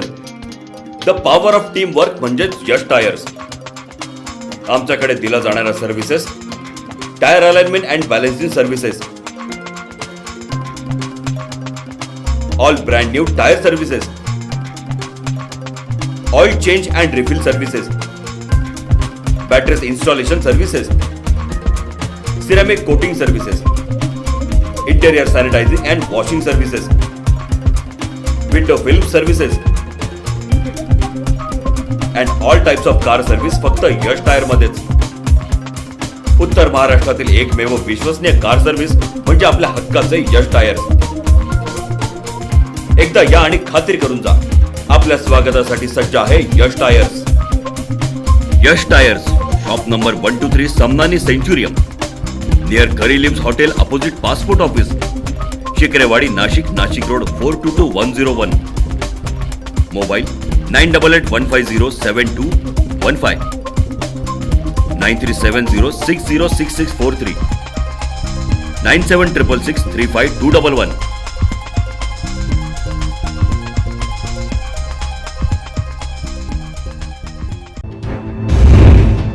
तर हे आहेत डॉक्टर प्रतापराव दिघावकर. मित्र हो, आपला आत्मविश्वास जर भक्कम असेल, प्रचंड मेहनत करायची आपली तयारी असेल तर आपल्या यशाचा मार्ग कोणीच अडवू शकत नाही. आपण हमखास यशस्वी होणार असा विचार व्यक्त करून आणि त्या विचारावर स्वतः चालणारे डॉक्टर प्रतापराव दिघावकर सर हे आहेत. आणि आता आपण त्यांच्या एकंदरीत त्यांचा जीवन प्रवास कसा होता, त्यांच्या आयुष्यात कसे अडथळे आले, त्यावर त्यांनी कशी मात केली आणि आत्मविश्वास हाच खरा पहिला गुरु असतो हे त्यांनी कसं सिद्ध करून दाखवलंय या चर्चेला आपण सुरुवात करूया. सर, या जागरकट्टा चर्चेमध्ये मी तुम्हाला स्वागत करतो. आणि आपल्या नाशिक जिल्ह्याचे तुम्ही भूमिपुत्र आहात. बागलाण सटाणा तालुक्यातल्या निपाणी गावचे मला वाटतं नेताने गावचे तुम्ही आहात. आणि मला वाटतं अगदी शेतकरी कुटुंबातून तर आता IPS अधिकाऱ्यापर्यंत तुमचं एकंदरीत झालेलं आहे. आणि गावचं जर का विचारायला गेलं तर 500 लोकवस्तीचं आपलं एक छोटंसं गाव होतं. 1500 लोकवस्तीचं गाव होतं. एकच मराठी शाळा होती आणि 4च वर्ग त्या ठिकाणी होते. ते अशा छोट्याशा गावाचं मोजकं शिक्षण त्यावेळेस तुम्ही घेतलं आणि आज एवढ्या मोठ्या पोस्टला येऊन पोहोचलात. सर, काय नेमकी परिस्थिती होती त्यावेळेस आपल्या शिक्षणाची, काय सांगाल? माझं गाव निताणे, नाशिक जिल्ह्यात एक गाव आहे बागलाण तालुक्यात. मी डॉक्टर प्रताप दिघावकर, विशेष पोलीस महानिरीक्षक, नाशिक परिक्षेत्र. आत्ताच आपल्या अँकरने सांगितलं की माणसाचा जर सगळ्यात मोठा गुरु असेल तर तो आत्मविश्वास आहे. हे अगदी बरोबर आहे. निताणे गावची लोकसंख्या त्यावेळेस 1500 होती, आता 2000च्या आसपास असेल. एक मराठी शाळा, 4 वर्ग, मोजके शिक्षक. पण त्याच्यातसुद्धा त्यावेळचे शिक्षक जे होते त्यांची जी विद्यार्थ्यांसाठी जे उत्तरदायित्व होतं किंवा आपले विद्यार्थी पुढे चमकले पाहिजेत, त्यांच्यातून काहीतरी पुढे उज्ज्वल नेतृत्व त्याच्यातून निर्माण झालं पाहिजे अशी नेहमी त्यांची अपेक्षा असायची. खरोखर म्हणजे माझे वडील श्री कैलासवासी राका पाटील, आई कमलाबाई रामचंद्र पाटील यांचं माझ्यावर खूप लहानपणापासून योगदान आहे. आणि त्यांच्या मार्गदर्शनामुळे आणि आमच्या ज्या शिक्षिका होत्या त्या शिक्षिका भामरेबाई यांनी आम्हाला खूप प्रेरणा दिली. 4थीच्या पब्लिक स्कूलच्या परीक्षेला शेवटचे 3 महिने आम्ही त्यांच्या घरी अभ्यास करायचो. आणि त्यावेळेस विद्यार्थी आणि गुरुजी हे एक वेगळ्या प्रकारचं नातं जोपासलं जात होतं. आणि त्यामुळे आजच्यासारखं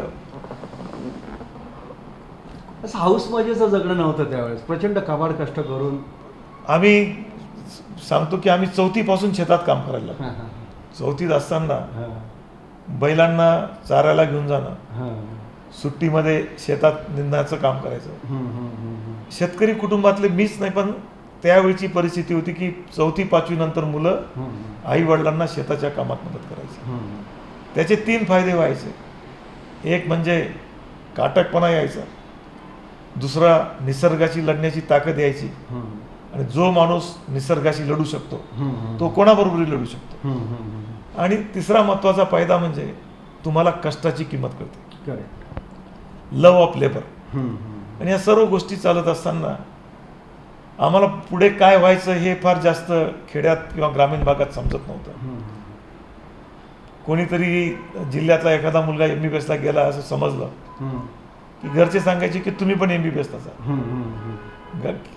जिल्ह्यातला एखादा मुलगा इंजिनिअरिंगला गेला की तुम्ही इंजिनिअरिंगला जा. म्हणजे स्वतः तुम्हाला काय करायचं याच्यापेक्षा समाजामध्ये काय ते ठरवून विचार केला जायचा. आता कशाला जास्त नोकरीला प्राधान्य आहे त्याच्यावरून ते करिअर समजलं जायचं. पण मी त्या वळणावर गेलो नाही. मी माझा आयुष्याचा प्रवास स्वतःहून चालू केला. राहे उन्हीं को मिलती है जिनके सपनों में जान होती है. राहे उन्हीं को मिलती है जिनके सपनों में जान होती है. पंखों से क्या होता है, उडान तो हौसले से होती है. करेक्ट. आणि ग्रामीण भागात मुलांमध्ये आत्मविश्वास निर्माण करण्याचं काम खऱ्या अर्थाने त्यांच्या प्राथमिक शाळेतून होत असतं. खरं सर, हाच तुमचे बरेच व्हिडिओ आहेत सर, ते बघून मुलं अतिशय प्रेरणा घेत आहेत.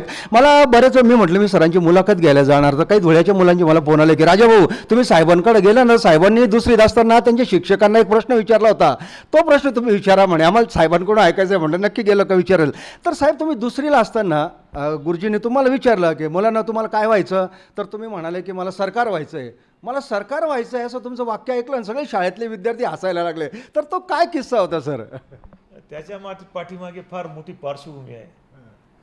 आमच्या गावात ST गाडी, स्टेट ट्रान्सपोर्टची गाडी यायची आणि त्या गाडीवर बसणंसुद्धा ग्रामीण भागातल्या मुलांना एक खूप मौज वाटायची.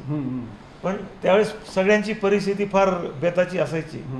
त्यावेळेस STचं ₹1.55 तिकिटासाठी सुद्धा ग्रामीण भागातल्या लोकांकडे पैसे राहत नव्हते. तर STवर बसणं ही एक लक्झरी किंवा नॉवेल्टी असायची. तर माझी आई वारकरी संप्रदायातली होती आणि ST बस आली आमच्या गावाला, ST गाडी यायची. मी आईला सहज विचारलं, आई ही ST गाडी कोणाची आहे? तर आईने सांगितलं की ही ST गाडी सरकारची आहे. त्यामुळे सरकार शब्दाबद्दल एकदम माझ्या मनात इम्पॅक्ट झाला की खूप मोठा काहीतरी व्यक्तिमत्व असेल. नंतर एक दिवशी आकाशात विमान जात असताना, कारण मी फार सगळं लहानपणापासून चिकित्सक होतो, जिज्ञासू वृत्ती होती, तर मी आईला विचारलं की आई हे विमान कोणाचं आहे? तर आई सुद्धा बऱ्याचशा वेळा माझ्या प्रश्नांना कंटाळून जायची की हा काय विचारतो. तर आईने सांगितलं की हे विमान सरकारचं आहे. आणखी सरकार शब्दाबद्दल दुसऱ्या वेळी माझ्या मनात एक पॉझिटिव्ह इम्पॅक्ट झाला. आणि मग शिक्षकांनी विचारतात ते विद्यार्थ्यांना काय व्हायचं. तर मी नेमका दुसरीत असताना शिक्षकांनी, आमची शिक्षिका होती भामरेबाई, त्यांनी विचारलं की प्रत्येकाला काय काय व्हायचं तुम्ही तुमच्या पाठीवर लिहून ठेवा. काहींनी लिहिलं इंजिनियर होणार, काहींनी डॉक्टर, कोणी फौजदार, कोणी शिक्षक, आणि मी लिहून ठेवलं की मला सरकार व्हायचं. त्यांनी मग मला उठवलं की यांना सरकार व्हायचं. मग मला विचारलं की तुला काय व्हायचं प्रताप? तर मी म्हटलं मला सरकार व्हायचं. तर सर्व लोक हसायला लागले, विद्यार्थी हसायला लागले, शिक्षिका पण हसायला लागली. पण आमच्या ज्या शिक्षिका होत्या त्यांना माझ्याबद्दल खूप आत्मविश्वास होता की हा काहीतरी करेल. आणि त्या दिवसापासून मी ठरवलं की मी काहीतरी सरकारचा हिस्सा होणार, सरकारसाठी काहीतरी करणार. आणि तेव्हापासून मी ठरवलं. आणि त्यावेळेस 4थीचं केंद्र होतं आमचं, त्याच्यात मी तालुक्यात दुसरा आलो. नंतर 10वीला पण मी तालुक्यात दुसरा आलो. आणि अशा प्रकारचं मार्गक्रमण आमचं चालूच आहे. करेक्ट सर, अतिशय. म्हणजे आपण योग्य वेळी जर का आपली निश्चिती ठरवली तर आपलं यशस्वी आपण नक्की होतो. हे तुमचं मार्गदर्शन आणि तुमचं म्हणणं अतिशय सत्यात उतरलेलं आहे. सर, 12वी नंतर तुम्हाला MBBSला ॲडमिशन मिळाली नाही, मग तुम्ही पुन्हा शेतीकडे वळालात. काय आहे नेमका प्रकार? 12वी सायन्सला मला 85% मिळाले, 85%. आणि त्यावेळेस 6 जिल्ह्यांमधून फक्त एकच BJ मेडिकल कॉलेज पुन्हा होतं. मी मालेगावला 12वी केली. आणि दुर्दैवाने माझं 1% म्हणजे 3 मार्काने माझं MBBSचं ॲडमिशन केलं. आता MBBS व्हायचं हे सुद्धा वडिलांनीच ठरवायचं, कारण त्यावेळेस डॉक्टरला खूप महत्त्व असायचं. मग MBBSला ॲडमिशन मिळालं नाही म्हणजे आता एकदम आयुष्यामध्ये आता काहीच राहिलं नाही, अशा प्रकारचं एक वातावरण तयार झालं. मग शेती सुरू केली, मी शेतकरी झालो. कपाशीला फवारा देणे, ऊसाचं पाणी देणे, शेती करणे, डाळिंबाची शेती करणे, या सर्व गोष्टी चालू केल्या. नंतर जुनं ट्रॅक्टर होतं ते चालवणे, या गोष्टी चालू झाल्या. पण मन लागत नव्हतं. एक दिवशी शेतातच वडिलांचे आणि माझे थोडे मतभेद झाले. तर त्या दिवशी वाटलं की अशा प्रकारे आयुष्य मार्गक्रमण करणं एक आपल्याला चॅलेंज म्हणून आपल्याला स्वीकारावं लागेल. तर त्यावेळेस मी टाइम्स ऑफ इंडियामध्ये उस्मानिया युनिव्हर्सिटीची, ओपन युनिव्हर्सिटीची, की 12वी पास नंतर तुम्ही 20 पेपर द्या, 21 पेपर द्या आणि एकाच वेळेस ते पेपर देऊन तुम्ही ग्रॅज्युएट होऊ शकत होता. मी ही कल्पना घरात ठेवली की मला उस्मानियाचं BA, हैदराबादचं BA करायचं. माझ्यावर कोणी विश्वासच ठेवत नव्हतं की अशा प्रकारचं BA 12वी नंतर होता येतं का एका वर्षात. आणि मग तो थोडा चेष्टेचा विषय झाला. तर आईला सांगितलं की तू म्हटलं माझ्यावर विश्वास ठेव. मला स्पर्धा परीक्षा द्यायच्या आहेत आणि मी 350 नाही झालं तर 350 वाया जातील. आणि मी आईकडनं 350 रुपये घेतले आणि हे पैसे आईला पण वाटले वाया जाणार की 12वी नंतर याला हा 1 महिन्यात कसं काय ग्रॅज्युएट होणार. तर पण ओपन युनिव्हर्सिटीचा कन्सेप्ट होता आणि सुदैवाने मी 82 मध्ये ग्रॅज्युएट झालो पब्लिक ॲडमिनिस्ट्रेशनमध्ये. आणि ज्या दिवशी BAचा रिझल्ट घरी आला त्या दिवशी आईला वडिलांना खूप आनंद झाला. आणि मग मी ठरवलं की आता स्पर्धा परीक्षेसाठी आपल्याला पूर्णपणे हे करायचं. सर तुम्ही आईकडून 350 रुपये, आता आईवर तर वडिलांवर आपला अधिकार असतो, पैसे आपण घेतो, आई वडीलही देतात आणि त्या काळात 350 रुपये म्हणजे खूप मोठी गोष्ट होती. पण तुम्ही आईकडून 350 रुपये घेतलेत पण मी परत देणार आहे, मला उसने पाहिजे अशी कमिटमेंट केली. नंतर मग आईला त्यावेळेस काय होणार माहिती, पण मुलगा मागतो म्हणून दिले असतील आईने त्यावेळेस, पण नंतर तुम्ही पैसे परत केले, परीक्षा पास, त्याच आई वडिलांना काय वाटलं असेल? मी आईला सांगितलं की मला हे पैसे तू उसनवाढ दे, कारण कोणाचाच विश्वास माझ्यावर बसत नव्हता. अशा प्रकारे एका वर्षात कोणी BA होऊ शकतं असं, आणि ते पण हैदराबादला. तर सुदैवाने माझी आई माझ्याबरोबरच होती. मी SP होईपर्यंत 20 वर्ष माझी आई माझ्याबरोबर होती. आणि मी सर्वांना तरुणांना सांगतो की आई वडिलांना तुमच्याबरोबर ठेवा, त्यांच्यासारखे उत्तम मार्गदर्शक आयुष्यात कोणी असू शकत नाही, हे आपण लक्षात घेतलं पाहिजे. अगदी खरं आहे सर. पहिली स्पर्धा परीक्षा तुम्ही पास झालात, PSI झालात आणि महाराष्ट्रात तुम्ही 13वे आलात. तेच 1500 लोकवस्तीचं गाव, त्या तुमच्या शिक्षकांना, आई वडिलांना काय आनंद, तुम्हाला काय वाटलं असेल त्या महाराष्ट्रात 13वं त्या काळात, आणि आपल्या नाशिक जिल्ह्यातल्या 17 निबाळ सुपुत्र, म्हणजे काय म्हणावं सर? PSIची एक्झामिनेशनला मी महाराष्ट्रात 13वा आलो, पण मी एकही पुस्तक आणि एकही दिवस कसलं कोचिंग घेतलं नव्हतं. पण ज्यावेळेस मी PSIचं ट्रेनिंग करत होतो त्यावेळेस मी UPSCची कंबाईंड डिफेन्स सर्व्हिसेसची एक्झामिनेशन दिली, त्याच्यात सुद्धा माझा 2रा नंबर आला होता. आणि माझं आर्मीमध्ये 2nd लेफ्टनंट म्हणून सिलेक्शन झालं, आणि तो भारतात 2रा आला होता. UPSCचं रिटर्नचं मेरिट माझं चांगलं होतं, 2nd होतं.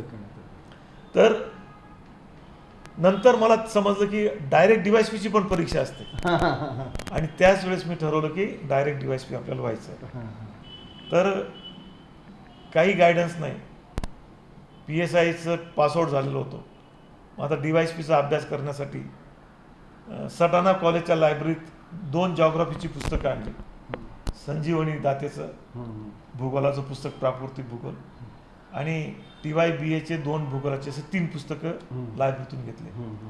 बँकिंगचे गोखलेचे 2 पुस्तकं घेतले. आता जनरल नॉलेजचं महाराष्ट्राचं असतं म्हणून ग्रामपंचायतमध्ये गेलो, 4 ते 5 वर्षातले लोकराज्य मासिकं घेतले. त्यावेळेस प्रत्येक सहकारी सोसायटीमध्ये शेतकरी मासिक येत होतं, पूर्णपणे शेतीवर त्याच्यात लेख असायचे. शेतकरी मासिक आणले 3 वर्षाचे, आणि संतोष दास्तानेचं महाराष्ट्र 85 हे एक 70 रुपयाचं पुस्तक घेतलं. आणि मी महाराष्ट्र लोकसेवा आयोगाच्या परीक्षेला बसलो. त्यावेळेस DYSPच्या महाराष्ट्रात 3च जागा होत्या, आणि मी सर्व माझे deputy collector, deputy CO, sale tax officer हे माझे प्रेफरन्स कोरे ठेवले, कट करून ठेवले. फक्त DYSPच्या याच्यावर टिक मार्क केली. आणि त्यावेळेस जवळपास 85,000 मुलं महाराष्ट्रातून बसले होते. तर महाराष्ट्रातून 2रा आल्यावर येऊन मी DYSPला 1986ला सिलेक्ट झालो. माझा 12वी ते DYSP त्यावेळेस खर्च फक्त 1200 रुपये. अच्छा, संपूर्ण परीक्षेचा. आता लाखो रुपये खर्च करूनही पाहिजे तसं यश मिळत नाही मुलांना, आणि आई वडीलही बिचारे थकून जातात. पण त्यावेळेस तुम्ही 1200 रुपयात एवढं शिक्षण घेतलं, आणि DYSP तर तुम्ही 70 रुपयाच्या पुस्तकात झालात सर. आणि 12वी ते IG माझा खर्च 1250 रुपये आहे. आणि मी नंतर इतक्या लोकांना मार्गदर्शन केलं, तर आज माझ्या तालुक्यात गावोगावी IAS आणि IPS आहेत. त्यामुळे खात्रीशीर सल्ला मिळवण्याचं एकमेव ठिकाण, रंग गेल्यास पैसे परत, अशी आमची ख्याती आहे. सर, अमेरिकेत भारतातली पहिली तुकडी जी कमांडो कोर्स म्हणून तुम्ही गेला होता, तो कसा होता तुमचा अनुभव अमेरिकेतला? आणि आपल्या नाशिक जिल्ह्यातले सुपुत्र कमांडो फोर्समध्ये तिथे गेलेत, काय वाटलं त्यावेळेस? ज्यावेळेस युनायटेड नेशनने अँटी टेररिझम असिस्टन्स प्रोग्राम सुरू केला, की ज्या 72 देशांमध्ये अतिरेकी कारवाया घडत आहेत, अशा देशातल्या लोकांना त्यांनी ट्रेनिंगला बोलवलं की दहशतवादी कारवायांचा बिमोड करण्यासाठी. त्यावेळेस हे इतकं टफ सिलेक्शन असेल, माझं सिलेक्शन होईल का नाही हे मला माहीत नव्हतं. आणि आता खरंच सांगतो मी, त्यावेळेस माझी फक्त 3-4 वर्ष नोकरी झाली होती आणि अजिबात खात्री नव्हती की आपलं, कारण पूर्ण भारतातून त्यांना फक्त 6 मुलं घ्यायची होती, 6 IPS अधिकारी किंवा DYSP. पण माझ्या सौभाग्यवती कैलासवासी अस्मिता दिगावकर, त्यांना पूर्ण खात्री होती की तुमचं सिलेक्शन होणार. आणि मी दिल्लीला टेस्ट देऊन आलो. तिथं एवढे भारतात IPS हे ते एवढे इंग्लिश बोलणारे आपल्यावर ग्रामीण भागातले, आणि फक्त 6 व्यक्तींना त्यांना भारतातून सिलेक्ट करायचे होते आणि पहिली तुकडी होती. आणि त्यामुळे मी परीक्षा देऊन आला, आपलं सिलेक्शन होणार नाही. आणि अचानक फॅक्स आला की तुम्ही 2 दिवसानंतर जे अमेरिकन एम्बेसी आहे दिल्लीला, त्यावेळेस तुम्हाला अमेरिकेचं तुमचं सिलेक्शन झालं आहे, तिथं विजासाठी या, इंटरव्ह्यूसाठी या. आणि त्यावेळेस अक्षरशः माझ्याकडे पैसे नव्हते, पत्नीचे दागिने मोडले मी, ते पैसे जमा केले, कारण 3 वर्ष सर्व्हिस झालेली होती. आणि अमेरिकेला जाताना त्यावेळेस 1-1.5 लाख रुपये लागायचे आणि पगार फक्त त्यावेळेस 2000 ते 2200 असायचा. त्यावेळेस माझ्या पत्नीचे मी दागिने मोडले, पैसे घेतले आणि अमेरिकेला रवाना झालो. अमेरिकेच्या त्या ट्रेनिंग कोर्सला सुद्धा स्ट्रॅटेजिक प्लॅनिंग हा सगळ्यात अवघड विषयात मला गोल्ड मेडल मिळालं. नंतर तिथं रेंजर्स कोर्स केला, कमांडो कोर्स केला, डिप्लोमॅटिक सिक्युरिटी कोर्स केला. आणि एक अतिरेकींविरुद्धचा जो लढा आहे तो स्ट्रॅटेजिक प्लॅनिंगने कसा लढायला पाहिजे, या देशातल्या अतिरेकी कारवायांना आळा घालण्यासाठी काय प्रयत्न केले पाहिजे, त्या सर्व गोष्टीचा उहापोह त्याच्यात करण्यात आला. आणि खूप चांगलं एक्सपोजर होतं. त्याच्यानंतर माझ्या आयुष्याला आणखी एक काशी कलाटणी मिळाली. मी DYSPचं ट्रेनिंग घेत असताना प्रत्येकाला झाडं लावायला देण्यात आली होती. आणि मला पण एक झाड देण्यात आलं होतं, पण ते झाड सावलीमुळे वाढलं नाही. त्यावेळचे आमचे प्राचार्य मला बोलले की तुमची मातीशी बांधिलकी आता कमी झाली. जो माणूस शेतात राबणारा, शेतात पेरणी करून DYSPचं ट्रेनिंग जॉईन करणारा, मला फार जिव्हारी लागलं ते. पण मला राग पण आला. माणसाला राग आला पाहिजे आणि तो राग एक पॉझिटिव्ह एनर्जी म्हणून तुम्ही घेतला पाहिजे. तर मी ठरवलं की महाराष्ट्र शासनाचं आणि भारत सरकारचं वृक्षारोपणाचं जे रिवॉर्ड्स असतील ते घेतल्याशिवाय मी शांतपणे झोपणार नाही. आणि जिथं जिथं गेलो तिथं झाडं लावली. 2 लाख झाडं लावली. त्याच्यापैकी 92% जगली. 2001ला महाराष्ट्राचा वनश्री अवॉर्ड मिळाला आणि भारत सरकारचं इंदिरा प्रियदर्शनी वृक्षमित्र अवॉर्ड जे 130 कोटी लोकांमध्ये एका व्यक्तीला दिलं जातं, ते सुद्धा मला मिळालं. अजून एक चांगला योग आला होता सर तुमच्या आयुष्यामध्ये. युनोमध्ये जाऊन तुम्हाला महात्मा गांधी तंटामुक्ती गावाबद्दल तुम्ही भाषण दिलं होतं. तो एक किस्सा सांगितला तर खूप प्रेरणा मिळेल आजकालच्या तरुणांना. 2007ला मी ज्यावेळेस रायगड जिल्ह्याचा पोलीस अधीक्षक होतो, त्यावेळेस महाराष्ट्र शासनाने महात्मा गांधी तंटामुक्त गाव योजना चालू केली. आणि त्या महात्मा गांधी तंटामुक्त गाव मोहिमेचं भूमी उद्घाटन करण्यासाठी त्यावेळचे महाराष्ट्राचे मुख्यमंत्री स्वर्गीय विलासराव देशमुख, गृहमंत्री श्री R.R. पाटील साहेब, आणि सर्व मंत्रिमंडळ, सर्व SP, सर्व कलेक्टर त्या ठिकाणी होते. आणि माननीय गृहमंत्री स्वर्गीय R.R. पाटील साहेब भाषण करताना बोलले की आम्हाला 15 ऑगस्ट 2007 पासून महात्मा गांधी तंटामुक्त गाव योजना महाराष्ट्रावर राबवायची आहे आणि ही योजना पूर्ण महाराष्ट्रात यशस्वी होईल. परंतु कोकणातल्या व्यक्ती फार चिकित्सक असतात, त्यांची जी भांडणं असतात ती तत्वाची भांडणं असतात. त्यामुळे कोकणामध्ये ही योजना यशस्वी होईल किंवा नाही याच्याबद्दल मला शंका आहे. मी उभा राहिलो आणि R.R. पाटील साहेबांना सांगितलं की साहेब, मी रायगड जिल्ह्याचा SP आहे, पोलीस अधीक्षक आहे आणि रायगड जिल्हा ही छत्रपती शिवाजी महाराजांची राजधानी आहे. आज 15 ऑगस्टला या योजनेचा शुभारंभ होईल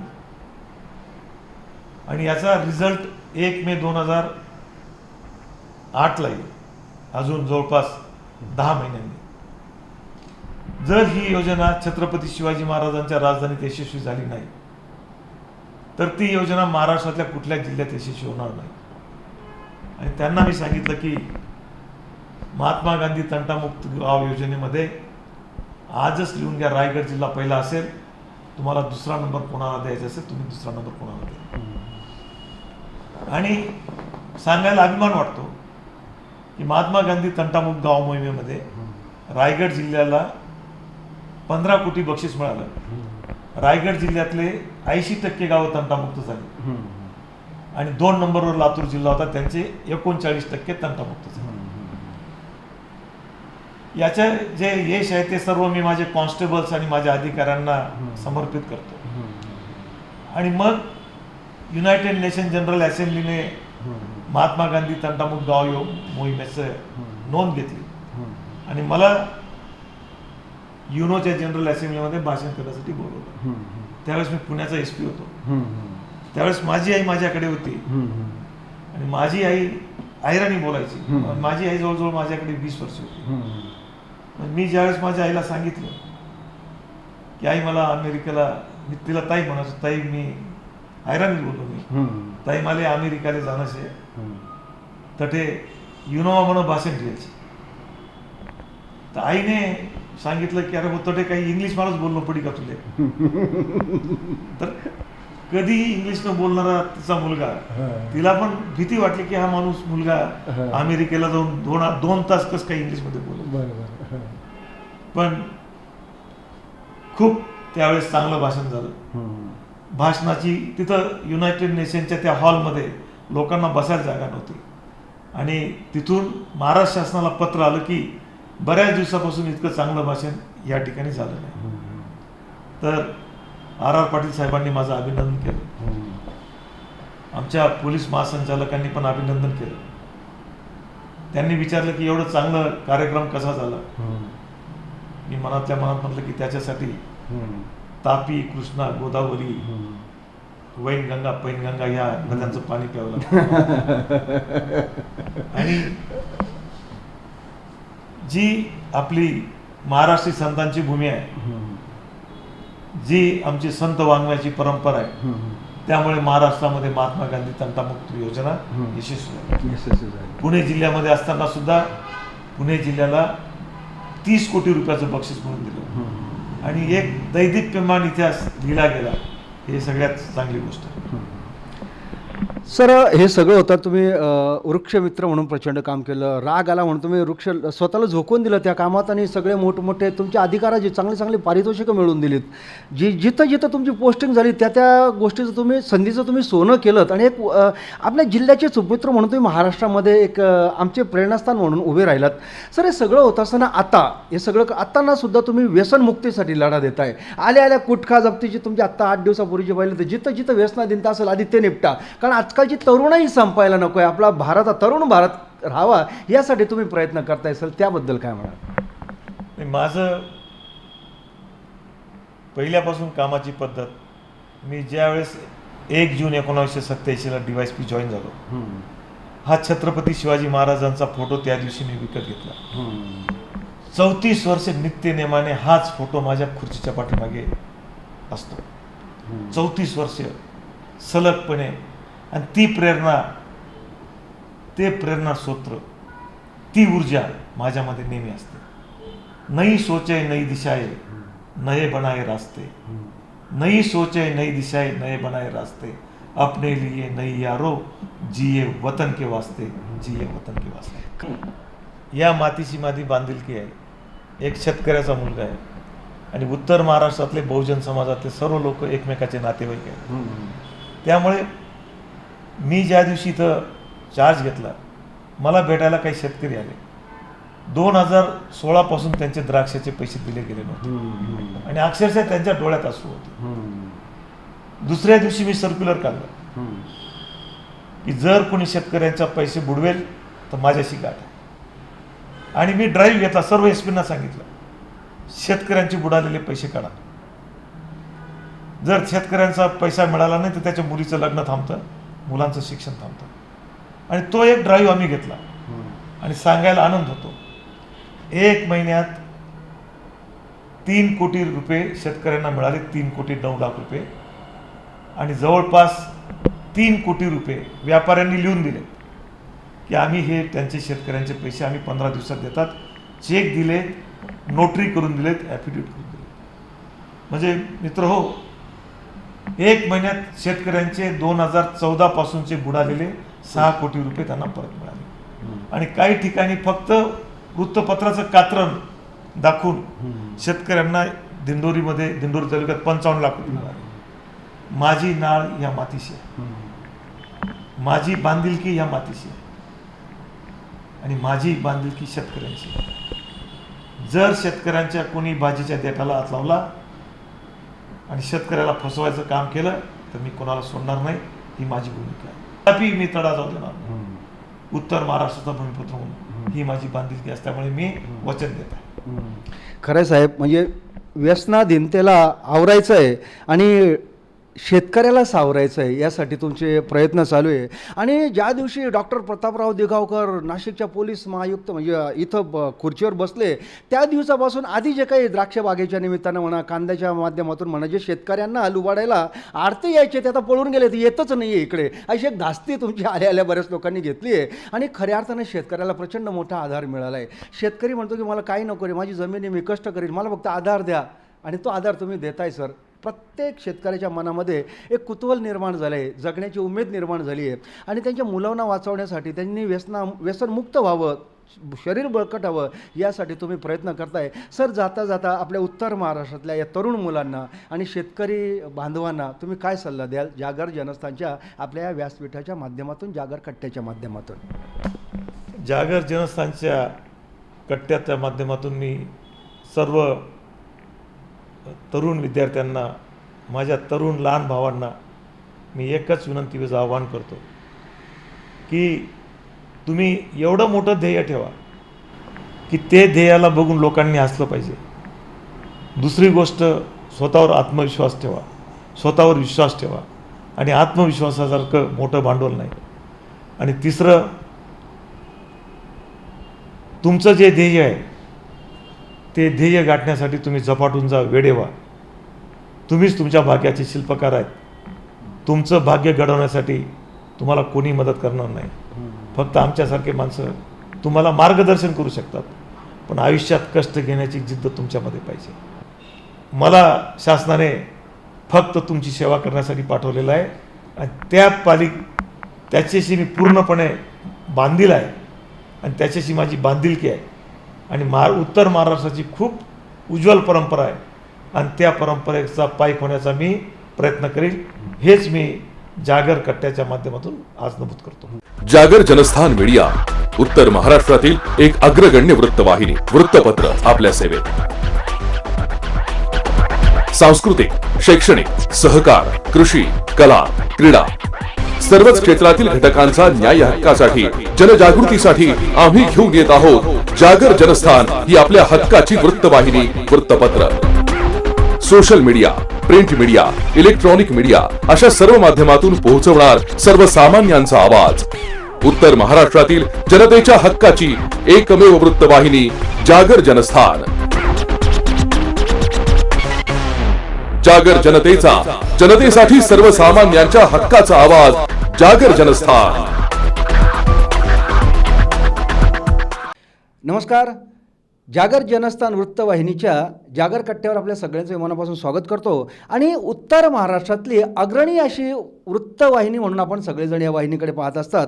आणि आपल्या जागर जनस्थानच्या जागर कट्ट्याच्या माध्यमातून विविध मान्यवर आजपर्यंत आपल्याबरोबर चर्चा करून गेलेले आहेत. आणि आजच्या चर्चेमध्ये एक आगळं वेगळं व्यक्तिमत्व म्हणजे समाजकार्यासाठी ज्यांनी स्वतःला वाहून घेतलेलं आहे असे कार्यकर्ते या ठिकाणी आलेले आहेत, ज्यांनी आपला कामकाज वगैरे सगळं सांभाळून समाजासाठी आपल्याला काय देता येईल, योगदान काय देता येईल त्यासाठी ते योगदान देत आहे. तर त्यामध्ये अनिलदादा चव्हाण हे नाशिक डिस्ट्रिक्ट नॅब असोसिएशनचे ते ट्रेझरर आहेत. त्याच पद्धतीनं ते नॉर्थ महाराष्ट्र टॅक्स प्रॅक्टिशनर असोसिएशनचे संस्थापक अध्यक्ष आहेत. आणि दुसरे जे आहेत आपल्याकडे प्रमोद वसंतराव चव्हाण साहेब हे रांजणगावचे आहेत, चाळीसगावचे. आणि व्यसनमुक्तीसाठी त्यांनी प्रचंड लढा दिलेला आहे. जास्त करून गुटखा कोणी खाऊ नये, गुटख्याचे परिणाम किती वाईट असतात, किती माणसाचं आयुष्य खराब होऊन जातं, आणि या गोष्टीवरती त्यांनी सातत्यानं जागृती करत असतात. आणि तिसरे म्हणजे युवा उद्योजक तसेच जागर जनस्थान वृत्तवाहिनीचे मुख्य संपादक समीरजी चव्हाण हे खास वेळात वेळ काढून आजच्या चर्चेमध्ये सहभागी झालेले आहेत. जागर कट्ट्याच्या व्यसनमुक्तीच्या कार्यक्रमामध्ये तुमचं सगळ्यांचं स्वागत करतो. सगळ्यात आधी अनिलदादा, तुमचं जे काही आहे नॅब असोसिएशनच्या माध्यमातून तुम्ही ट्रेझरर म्हणून काम करताय, काय नेमकं कार्य आहे आपल्या असोसिएशनचं? नमस्कार, मी अनिल चव्हाण. आमची नाशिक डिस्ट्रिक्ट ब्लाइंड असोसिएशन जी आहे संस्था, तिचं आमचं महत्त्वाचं असं कार्य असतं की जे नाशिक जिल्ह्यात जे अंध की जे 100% अंधत्व असता किंवा 50% अंधत्व असता की ज्यांना अजिबात दिसत नाही, अशा अंधहीन व्यक्तींसाठी आम्ही दरवर्षी प्रोग्राम करत असतो. तर त्यात महत्त्वाचं प्रोग्राम म्हणजे जे अंध असतात त्यांची जे मुलं असतात त्यांना शिक्षणासाठी जर काही खर्च असतं तर आम्ही नाशिकमधले किंवा इतर जिल्ह्यातले समीरदादासारखे असे जे दानशूर व्यक्ती असतात त्या लोकांना एकत्र करतो. त्यांच्याकडनं काही डोनेशन जमा करून मग त्या लोकांना शाळा सुरू होण्याच्या आधी आम्ही त्यांना वया, पुस्तकं, छत्री असा एक कार्यक्रम घेत असतो. त्यानंतर दुसरा आमचा दिवाळीचा फराळाचा कार्यक्रम असतो. असे जे दानशूर व्यक्ती असतात त्यांना आपण जसं दिवाळीला प्रत्येक दिवाळीला गोडधोड पदार्थ करतो, तर आम्हालाही असं वाटतं की आपल्याबरोबर हे जे आपले जे अंध व्यक्ती आहे त्या लोकांनी सुद्धा दिवाळी का साजरी नाही करून. तर मग त्यामुळे आम्ही जे असेच दानशूर व्यक्ती असतात, तर असे आमचे निलेश कोतकरे नाशिकमधले असे अनेक व्यक्ती आहे की त्या लोकांना आम्ही ज्यावेळेस कार्यक्रमाला बोलवलं तर त्यांनी त्या कार्यक्रमाचं स्वरूप बघितल्यानंतर त्यांनी असं सांगितलं की मी आयुष्यभर जशी मी दिवाळी करतो तसं या अंध बांधवांसाठी जो काही खर्च लागेल तो सर्वच्या सर्व खर्च मी स्वतः करणार. त्यानंतर जे अंध बांधव असतात त्यांना प्रत्येक जे काही ज्यांच्याकडे काहीच इन्कम नसतं मग त्यांना 200-300 रुपये जे पर्सनल गरजासाठी जे लागतात त्या लोकांना आम्ही दर महिन्याला महागाई भत्ता म्हणून आम्ही चालू केलेलं आहे. त्यांना 200-300 रुपये. आणि सगळ्यात महत्त्वाचं असा आम्ही अंधांसाठी आता वसतिगृह आणि जे काही म्हातारी वयस्कर लोक आहेत त्यांच्यासाठी आम्ही आपल्या बेळगाव ढगा इथे 2 एकर जागा घेऊन जवळजवळ 53,000 स्क्वेअर फीटचं आमचं बांधकाम चालू आहे. आता जवळजवळ 35,000 स्क्वेअर फीटचं बांधकाम चालू आहे. सगळ्यात आम्हाला गव्हर्नमेंटकडनं कुठलाही निधी येत नाही. तर आमचा सगळ्यात महत्त्वाचा जो निधीचा प्रकार असतो, तुम्ही प्रत्येक दुकानात जर गेला त्याचे डोनेशन बॉक्स असतं, त्या डोनेशन बॉक्समध्ये 10 रुपये, 20 रुपये, 30 रुपये तो एक आमचा. समीरदादांसारखे काही दानशूर व्यक्ती असतात त्यांना आम्ही ज्यावेळेस कार्यक्रमाला बोलवतो त्यावेळेस त्यांना कार्यक्रमाचं सुरू बघितल्यानंतर की ते ज्यावेळेस कार्यक्रम बघता की अरे खरोखरच आपणही काही दिले पाहिजे, ते व्यक्ती आम्हाला त्या कार्यक्रमातून कधी डोनेशन देता. आणि सगळ्यात महत्त्वाचं तुम्ही बघत असेल तुमची मुलं आमची मुलं आपल्याला एवढे कार्ड घेऊन येतात बघा वर्षभरात, त्या कार्डवर जे लिहिले असतं ते आमचं सगळ्यात महत्त्वाचं डोनेशन असतं. अशा डोनेशनमधून आम्ही 2 ते 2.5 कोटी रुपये जमा केले. आज आमचं पहिला जवळजवळ 25 ते 30,000 स्क्वेअर फीटचं बांधकाम चालू आहे. त्याच्यावर अजून 15 ते 20,000 स्क्वेअर फीटचं बांधकाम आहे. तर मी आपल्या या जागर जनस्थानच्या वतीने सगळ्या लोकांना जेवढे दानशूर व्यक्ती असतील त्यांना आवाहन करतो की जर आपण बेळगाव ढगा येथे जर येऊन बघितलं, ते कार्यक्रमाचं जर स्वरूप बघितलं, तर ज्या ज्या व्यक्तींना खरोखरच मदत देण्याची इच्छा असेल तर आम्हाला तुम्ही फोन करा. आमची डिस्ट्रिक्ट नॅब आपल्या राका कॉलनीमध्ये इथे जर तुम्ही आम्हाला जर मदत केली तर आम्ही खरोखरच जे आपले अंध बांधव आहे त्यांना चांगली मदत होईल अशी मी आपल्या जागर जनस्थान या वतीने मी सर्वांना एक विनंती करतो की आपण खरोखरच एक चांगल्या कार्याला जर मदत केली तर निश्चितच आपली ती मदत खरोखर फळाला जाईल ती मदत. आणि खरं अतिशय प्रशंसनीय असं कार्य आहे तुमचं अनिलदादा चव्हाण साहेब. म्हणजे अंधारातून उजेडाकडे ब्लाइंड लोकांना, ब्लाइंड मुलांना ज्यांना दृष्टीहीन येते तर त्यांना उजेडाकडे नेण्याचं एकंदरीत कार्य तुम्ही करत राहता. जसं आपल्याकडे म्हटलं जातं तिमिरातून तेजाकडे, साने गुरुजींनी खूप छान वाक्य लिहून ठेवलं, त्यासाठी तुम्ही कार्यरत आहे. तर मित्रांनो, नुसतं आपल्याला कोणाची क्यू येऊन चालणार नाही, तर आपल्याकडून जे काही शक्य होईल आपली मदत, जिथं तुम्हाला त्या लाल पेट्या दिसतील, मेडिकलमध्ये म्हणा, दुकानात म्हणा, हॉटेलमध्ये म्हणा, जिथे जाल, मंदिरात एक वेळ तुम्ही पैसे नाही टाकले तर चालतील, पण दानपेट्यांमध्ये टाका. तर तुमची छोटीशी मदत हे कोणाचं तरी स्वप्न पूर्ण करणारी असू शकेल, असं या ठिकाणी मला म्हणावं वाटतं. दुसरे आजचे आपले अतिथी आहेत प्रमोद वसंतराव चव्हाण, रांजणगावचे आहेत आणि व्यसनमुक्तीसाठी त्यांचंही प्रचंड असं योगदान आहे. काय म्हणजे गुटखा व्यसनमुक्त व्हावं, मुलांनी गुटख्यापासून लांब राहावं म्हणून एक कन्सेप्ट कशी आपल्या डोक्यात आली आणि त्यासाठी आपण कधीपासून कार्य सुरू केलं? डिसेंबर 2019मध्ये माझे जिवलग मित्र ज्यांच्या वडिलांना कॅन्सर झाला आणि त्यांना भेटण्यासाठी मी ज्यावेळेस त्यांच्या घरी गेलो तर त्यांची परिस्थिती बघितली, खूप वेदना झाल्या. आज ते वडिलांच्या जागेवर आहेत आणि त्यांचा पूर्ण ह्या साईडने पूर्ण कापलेलं होतं आणि घरची परिस्थिती चांगली असल्यामुळे त्यांचा उपचार झाले आणि ते वाचू शकले. आणि आम्ही खूप लहानपणापासून बघतोय त्यांची शेतीमध्ये त्यांनी खूप कष्ट केले आहेत आणि इतका धिप्पाड माणूस ह्या आजारात किती त्यांची परिस्थिती खालवू शकते, विकनेसपणा येऊ शकतो आणि त्यामुळे पूर्ण परिवार डिस्टर्ब होतो आपला. 1 महिना खूप विचार केला. दुसरी एक अशीच घटना घडली. माझे एक खास जिवलग मित्र, त्यांच्या मुलाला तो कुठलंही व्यसन करत नाही, त्यालाही कॅन्सर झाला. या 2 घटनांनी काहीतरी बोध घेऊन आणि आपण समाजासाठी जे काम करतो त्यात फक्त व्यसनावर काम करायचं हे ठरवलं. आमच्या गावाचं आराध्य दैवत श्री सद्गुरू माधवगिरी महाराजांच्या समाधी पुढे मी स्वतः गेलो आणि गावात सामाजिक उपक्रम चालू केला, व्यसनमुक्त रांजणगाव ही संकल्पना घेतली. आणि तरुण मित्रमंडळी आहेत त्यांना प्रत्येकाच्या घरोघरी जाऊन सुरुवात केली भेटायला. त्यांना भेटायला सुरुवात केल्यानंतर प्रतिसाद असा मिळाला, माझे जे जवळचे मित्र आहे त्यांच्याकडून सुरुवात केली.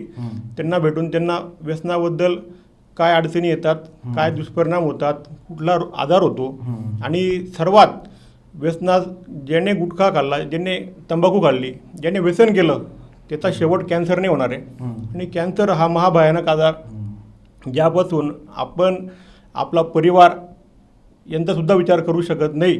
तर मग आपण कुठेतरी थांबायला पाहिजे आणि या संकल्पनेतून मी गावात कामाला सुरुवात केली. जानेवारी महिन्यात 30 तारखेला 100 जे माझे मित्र आहेत, जे गावातील तरुण मंडळी हे व्यसनमुक्त करण्यात मी यशस्वी झालो. त्याच पाठबळावर पुढे फेब्रुवारी महिन्यात आणि मार्च महिन्यात मी हे काम करत गेलो. मित्रांचं जेव्हा भेटीगाठी संपल्या, जे मित्र खूप लाजायचे किंवा टाळायचे, तर प्रत्येकाच्या घरी जाऊन प्रबोधन करायला सुरुवात केली. प्रत्येकाच्या घरोघरी जाऊन भेटी घेणं, त्यांच्या आईवडिलांना समोर बसवणं, त्याच्या पत्नीला, मुलांना समोर बसवणं आणि त्याला त्याची माहिती सांगणं का आज आपल्यापाशी जर तुम्हाला कॅन्सर झाला किंवा काही कुठला आजार झाला तर आपल्यापाशी इतके पैसे आहेत का, आपल्याकडं अशी फंडिंग आहेत का. ठीक आहे, पैसे असेल तुम्ही वाचायलाही, पण आपल्याला हे जे शरीर दिले देवाने, याच्यामध्ये शरीरामध्ये कुठलाही गुणदोष दिलेला नाही, गुणाने दिलेला आहे, परंतु आपण स्वतःहून त्याला आजारी पाडतोय आणि आपण मृत्यूच्या दाढेत स्वतः जातोय. तर मुला त्यांच्या आईवडिलांसमोर प्रबोधन केल्यानंतर 90% ज्यांच्या घरी गेलो तर त्यांच्याकडूनही चांगला रिस्पॉन्स मिळाला. अक्षरशः काही पालकांची मुलं, काही महिलांनी मला स्वतः फोन करून घरी बोलवून घेतलं आणि प्रबोधन करायला भाग पाडलं. गावामध्ये 70% गुटखा हा कमी प्रमाणात सेवन करण्यात झाला. मी एक तत्व अवलंबलं की गावातील कोणत्याही दुकानदाराला सांगायचं नाही का तुम्ही विकू नका. आपण ग्राउंडने सुरुवात केली. मी प्रत्येकाला विनंती केली का तुम्ही गुटख्यापासून प्रवृत्त व्हा. जर घेणाराच तिथे जाणार नाही तो ठेवणारच नाही, असा कन्सेप्ट मी निवडला आहे. कारण की सरकार कोणतंही असो या गोष्टी गांभीर्याने घेत नाही आणि ग्रामीण भागातील तांडा वस्तीवरील परिस्थिती याही परिस्थिती खूप विदारक आहे. मी एका गावाचं नाव घेत नाही. माझ्या गावाजवळील एक गाव आहे तिथे मी सर्वे केला आणि त्या सर्वेमध्ये माझ्या असं निष्कर्ष आलं, एक 2,500-3 हजार लोकसंख्येचं गाव आहे. या गावात महिन्याकाठी 7 लाखाचा गुटखा सेवन केला जातो, विकला जातो. अरे तेवढं तर धान्यही कोणी खात नसेल. हो, आणि वर्षाचा हिशोब जर केला तर 80-90 लाखाचा गुटखा एका ग्रामीण भागात एका गावात, आमच्या चाळगाव तालुक्यामध्ये साधारण 140च्या आसपास खेडे आहेत, तर खूप मोठा आकडा हा जातो. आणि ह्या गोष्टीसाठी कुठल्याही सामाजिक संघटना किंवा कुठलेही राजकीय पक्ष हे काम करत नाही. हे फक्त ज्या गोष्टी कडे लक्ष दिलं गेलं पाहिजे, जे तरुण पिढी आहे, आपण आज म्हणतो शेतकरी राजाकडे कोणीच बघायला तयार नाही आणि त्याच्या परिवाराकडे कोणी बघायला तयार नाही. शेतकरी राजाची परिस्थिती तर खूप अवघड आहे. शेतकऱ्याची मुलं व्यसनाकडे वळत आहेत. तंबाखू, गुटखा, दारू सर्रास मिळते सगळ्या ठिकाणी. काही बाकीचे नावं सांगायचा विषय नाही. परंतु ह्या घटनेमध्ये दर एका गावात 1 कोटी खर्च होतात. मी ग्रामपंचायतीला 5 वर्ष सदस्य होतो.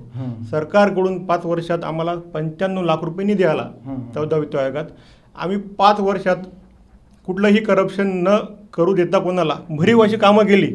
आणि एका खेडेगावात आपण सगळे अवलंबून असतो. सरकारने स्कीम द्यायला पाहिजे, सरकारने आम्हाला काही अनुदान द्यायला पाहिजे, आणि आपण व्यसनामध्ये किती पैसे खर्च करतो हे मनुष्याला समजत नाही. आणि गुटखा हा विषय इतका संवेदनशील आहे, याकडं कुणीही लक्ष द्यायला तयार नाही आहे. गुटख्याचं सेवन असं आहे साहेब, गुटखा एकदा सुरू झाला, आता मी आपल्यापेक्षा खूप लहान आहे, मला आठवतं 50 पैशाला जीची पुडी मिळायची. आज ती पुडी 10 रुपयाला मिळते.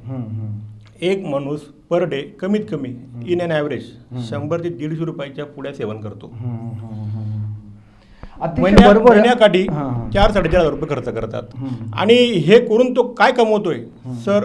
ज्या लोकांना 5-5, 6-6 वर्ष झालेले आहेत, एक छोटंसं ऑब्झर्वेशन आहे, तुम्ही करू शकता. मी असे 4 बोटं आहेत, पूर्ण जात नाही तोंडात, माझे पूर्ण जातात. गुटखा खाणाऱ्यांचे 4 बोटं जात नाही. माझ्या गावात मी जेव्हा सर्वे केला, माझ्या गावात मला 5 मुलं असे भेटले का त्यांचा फक्त एकच बोट तोंडात जातो. एक बोट तोंडात जेव्हा जातो सर, तो जेवण कसा करतो? अक्षरशः काही महिलांनी सांगितलं, मुस्लिम महिलांनी, का यांना लाज वाटते, आमच्या वडिलांच्या घरी यांना जेवण करता येत नाही. आणि खूप अशी चांगली माणसं मिळाली ज्यांच्या घरी गेलो, इथं अभिमानाने सांगेल, सकाळी एक चांगल्या घरातील मुलगा होता, तरुण मुलगा, ऐकत नव्हता आई वडिलांचं. मला बोलवण्यात आलं काकांकडून, त्याचे काका आणि मी चांगला मित्र आहे. तर त्यांनी बोलवलं, दादासाहेब गेल्या म्हणजे मामा आप आ गए रुकता हो. त्यांनी कुराण शरीफवर हात ठेवून दिला आणि सांगितलं, आजपासून मी गुटखा सोडतोय. अशीही काही मंडळी भेटली. आणि काहींनी होकार देऊन किंवा शब्द सांगून 8-15 दिवस सोडले, पण काही मंडळी असतात अजून पुन्हा ते सुटू शकत नाही. आणि गुटखा सोडणं हा सोपा विषय नाही आहे. त्याच्यात काय केमिकल वापरतं हे त्यांनाच माहिती आहे.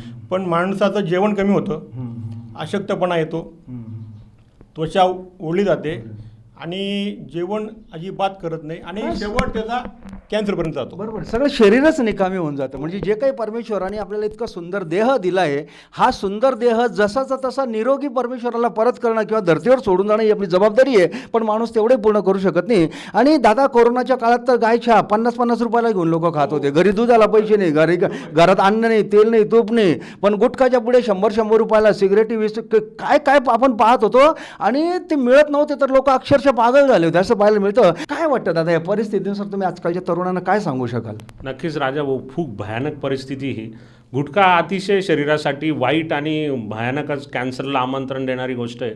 जसं आपल्या आप्पासाहेबांनी सांगितलं की एका तांड्यात 50 ते 52 लाखाचा गुटखा हा महिन्यात विकला जातो. म्हणजे त्याचा टर्नओव्हर किती आहे? असं एका तांडा, एक तालुक्यातला तांडा, त्याच्यानंतर तुम्ही जिल्हा लेवल घ्या, नंतर उत्तर महाराष्ट्र घ्या. आता जवळजवळ उत्तर महाराष्ट्रात कालच मी आपले IG यांचं मी अभिनंदन करतो की त्यांनी 1,74,00,000 गुटखा पकडला राजा भाऊ.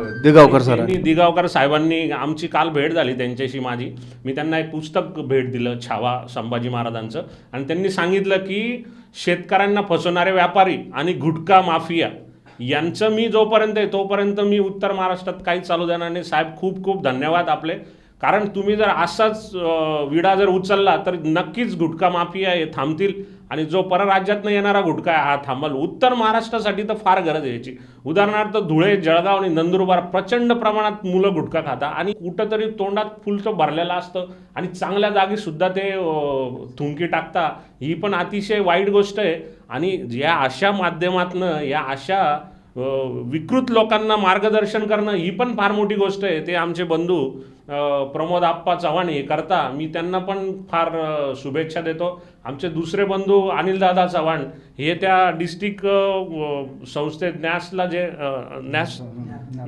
नॅब ज्या संस्थेत ते ट्रेझर आहेत त्यांना पण मी एक सांगू इच्छितो की तुम्ही जे अंध व्यक्तींसाठी काम करता हे पण खूप छान आहे, पण तुम्ही जसं आप्पा या गुटख्याच्या विरुद्ध लढा देताय किंवा गुटख्याच्या माध्यमातून जे लोक खाणार आहे त्यांना जे मार्गदर्शन करताय किंवा गुटखा सोडा असं मार्गदर्शन करताय ते तसं तुमच्या संस्थेने बी करावं ही विनंती मी तुम्हाला अनिलदादा आज करतो. कारण तुमच्या संस्थेत खूप मोठे मोठे उद्योजक आहे, मोठे मोठे पत्रकार आहेत.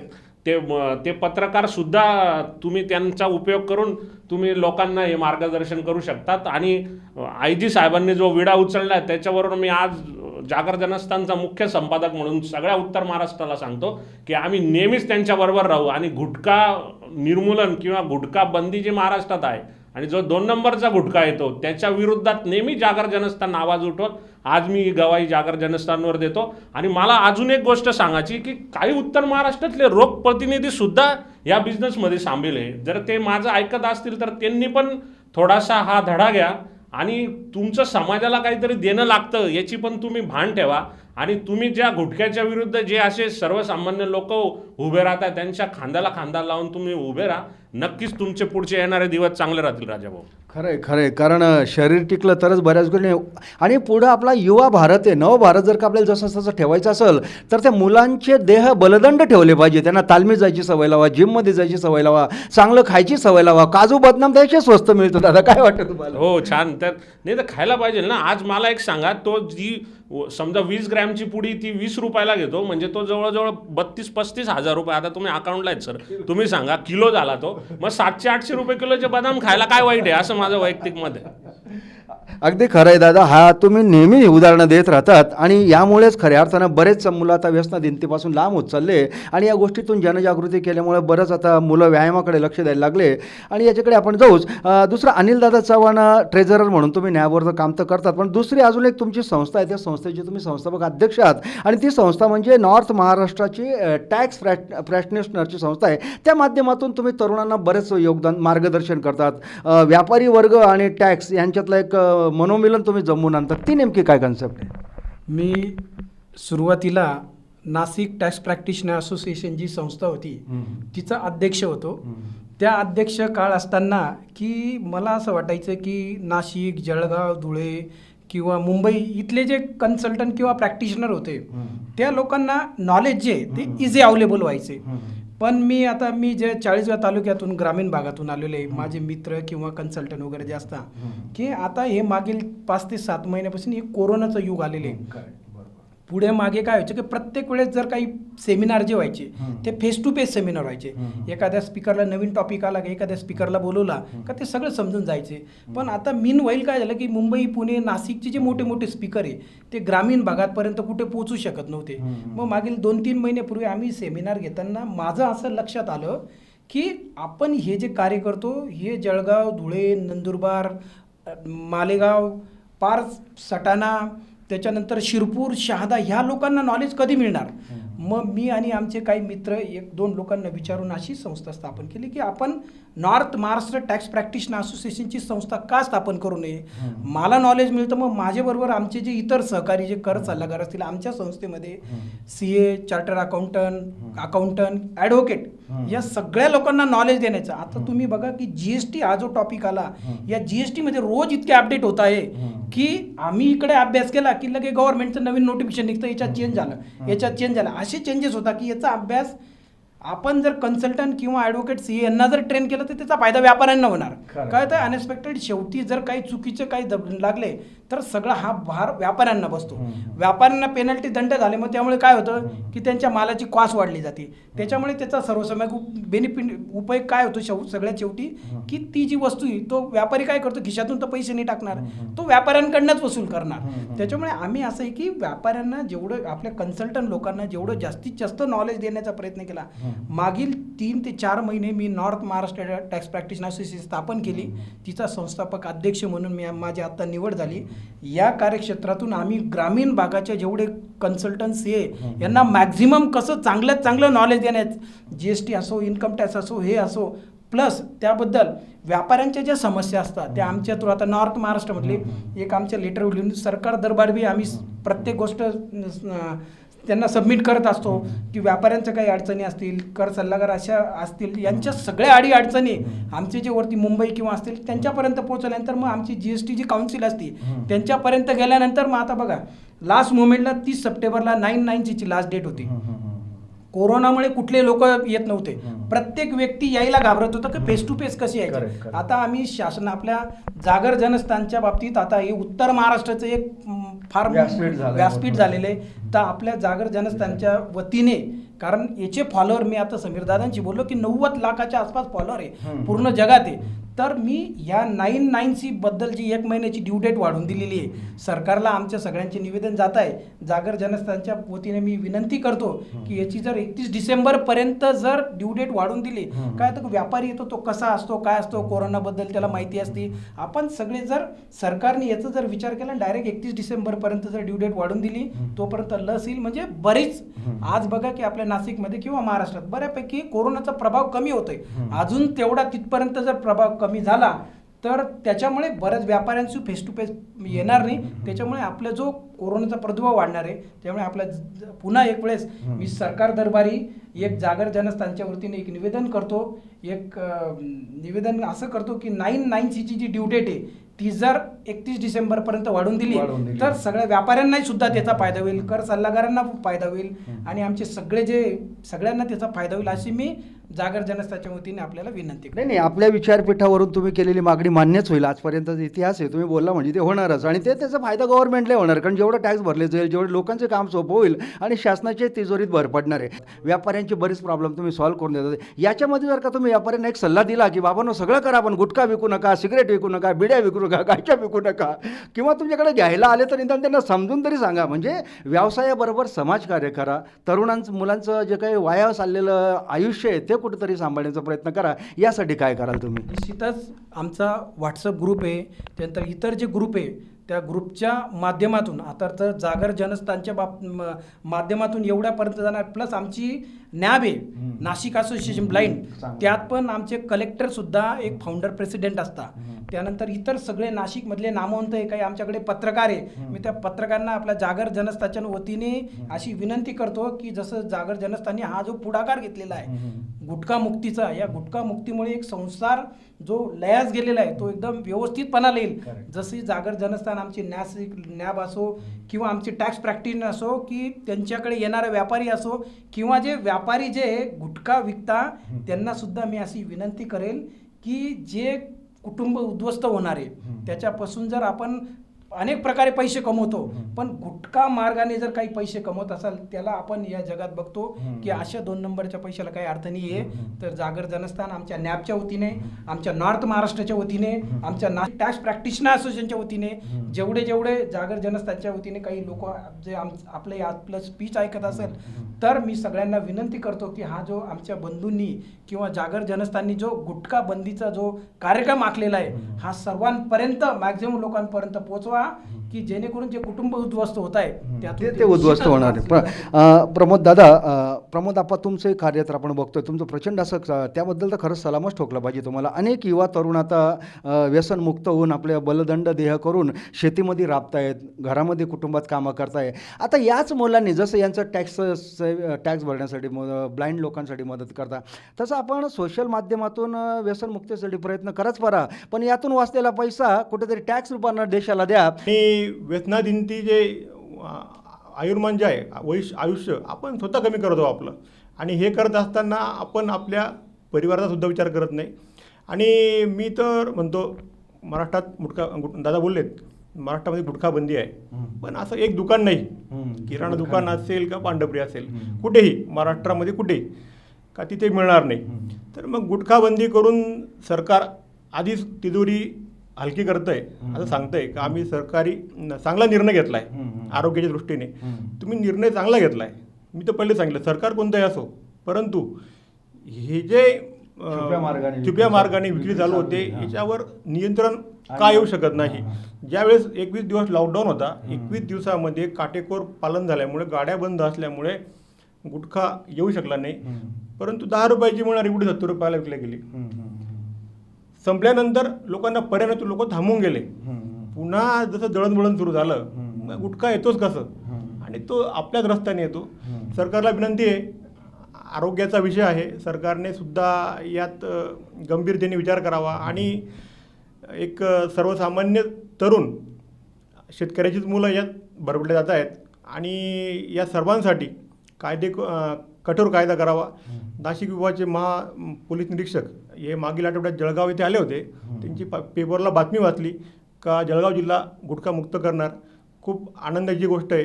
जळगावाचे जे जिल्हाधिकारी साहेब आहेत राऊत साहेब, त्यांचंसुद्धा या घटनेकडे लक्ष आहे. मी साहेबांनासुद्धा विनंती करेल, सर्वांना विनंती करेल का आपण यांच्याकडे जातीने लक्ष घालून संपूर्णपणे गुटखा महाराष्ट्रमुक्त नाही भारतमुक्त करावा अशी विनंती करेल आणि जागर जनस्थानचे आभार मानेल. आपण आपल्या व्यासपीठावर मला बोलवलं, एक सर्वसामान्य कार्यकर्त्याला आपली बाजू मांडण्याची संधी दिली. आपल्या वतीने आपले जे सर्व फॉलोअर्स आहेत, तर मी तर व्हॉट्सअप आणि फेसबुकच्या माध्यमातून प्रबोधन करण्याचा खूप प्रयत्न करतो, पण आपल्या माध्यमातून विनंती करेल का बघणारे जे असतील प्रेक्षक, त्या प्रेक्षकाने प्रत्येकाने आपल्या मित्राला तरी सांगितलं आणि त्या मित्राने पुढच्या मित्राने तरी सांगितलं, ही आपण चेन सिस्टीम करू आणि या चेन सिस्टीमच्या माध्यमातून महाराष्ट्रातून गुटखा पूर्णपणे हद्दपार करू. आपण मला बोलवलं, आपले धन्यवाद.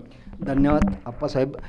आता आपले जागर जनस्थान वृत्तवाहिनीचे मुख्य संपादक आणि युवा उद्योजक समीरदादा चव्हाण हे तर नेहमी मार्गदर्शन करत. जाता जाता दादा आपल्या श्रोत्यांना, आता आपलं चॅनल उत्तर महाराष्ट्रामध्ये देतोय आणि आपण काय मार्गदर्शन कराल? नक्कीच राजाभाऊ, आमचे जे बंधू आप्पासाहेब ते आज एका तालुक्यात काम करताय. आप्पासाहेब, आम्ही तुमच्या पाठीशी, सगळेजण जागर जनस्थान तुमच्या पाठीशी आणि उत्तर महाराष्ट्रातले प्रत्येक लोक तुमच्या पाठीशी. तुम्ही हा जिल्हा पातळीवर घेऊन जा, नंतर तुम्ही हा उत्तर महाराष्ट्राच्या पातळीवर, नंतर महाराष्ट्राच्या पातळीवर हा सगळा विषय. आम्ही तुमच्या पाठीशी आहे. आणि परत जाता जाता एक सांगतो, आम्ही कुठलेही व्यसन करणाऱ्या गोष्टीची ॲड आमच्या चॅनलला घेत नाही. त्याच्यामुळं सगळ्या उत्तर महाराष्ट्रातल्या तरुणांना किंवा महाराष्ट्रातल्या तरुणांना माझं आव्हान आहे की गुटख्यापासून लांब राहा. आणि एक छोटासा किस्सा सांगतो मी. इंदोरला एक गृहस्थ आहे, त्यांच्या एक संस्था आहे त्यांची गुटखामुक्तीची, आणि त्याच्यात 18 किन्नर आहेत मित्रांनो, 18 किन्नर.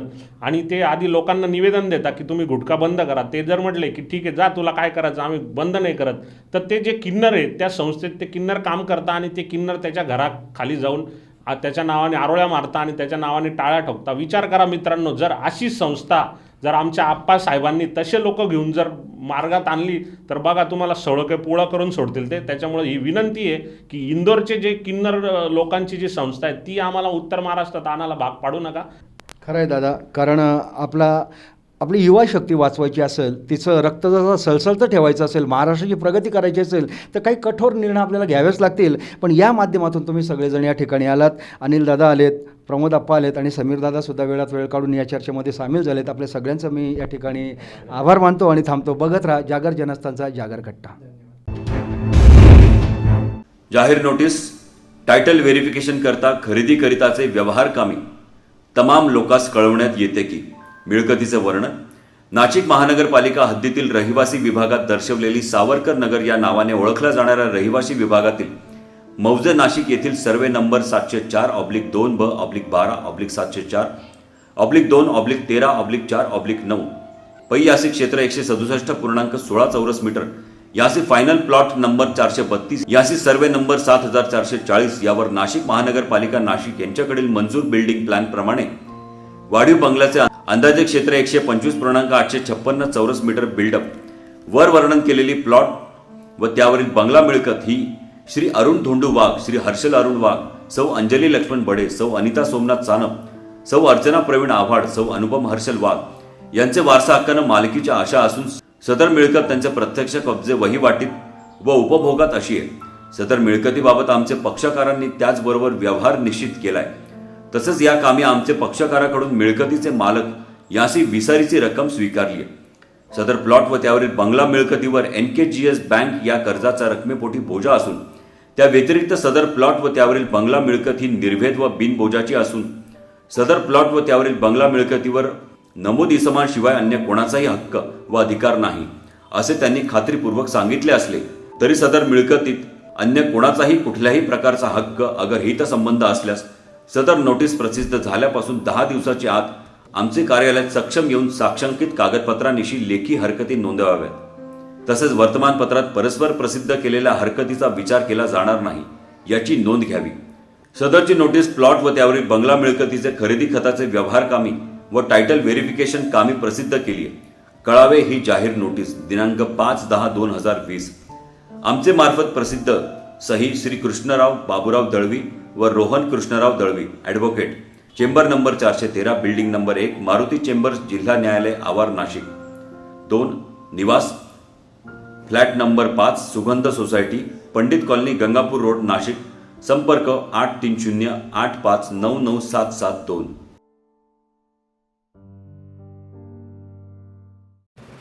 सुरक्षा आपली जबाबदारी. SSS security बाउन्सर्सची.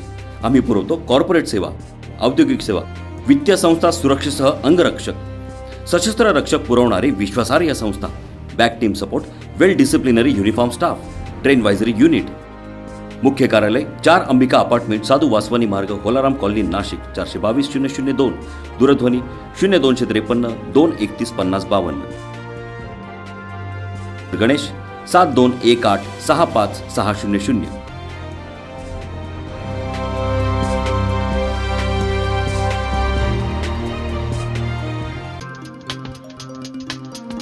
यश टायर्स, नाशिक जिल्ह्यातील एकमेव car service station. The power of team work म्हणजेच यश टायर्स. आमच्याकडे दिला जाणाऱ्या services: tyre alignment and balancing services, all brand new tyre services, oil change and refill services, batteries installation services, ceramic coating services, interior sanitising and washing services, window film services and all types of car service फक्त Yash tyre मध्येच. उत्तर महाराष्ट्रातील एकमेव विश्वसनीय car service म्हणजे आपल्या हक्काचे यश tyres. एकदा या आणि खात्री करून जा. आपल्या स्वागतासाठी सज्ज आहे Yash tyres. Yash tyres, shop number 123, Samnani Centurium, near करीलिम्स hotel, opposite passport office, Shikrewadi, Nashik. Nashik road 422101. Mobile 9881507215, 9370606643, 9766635211.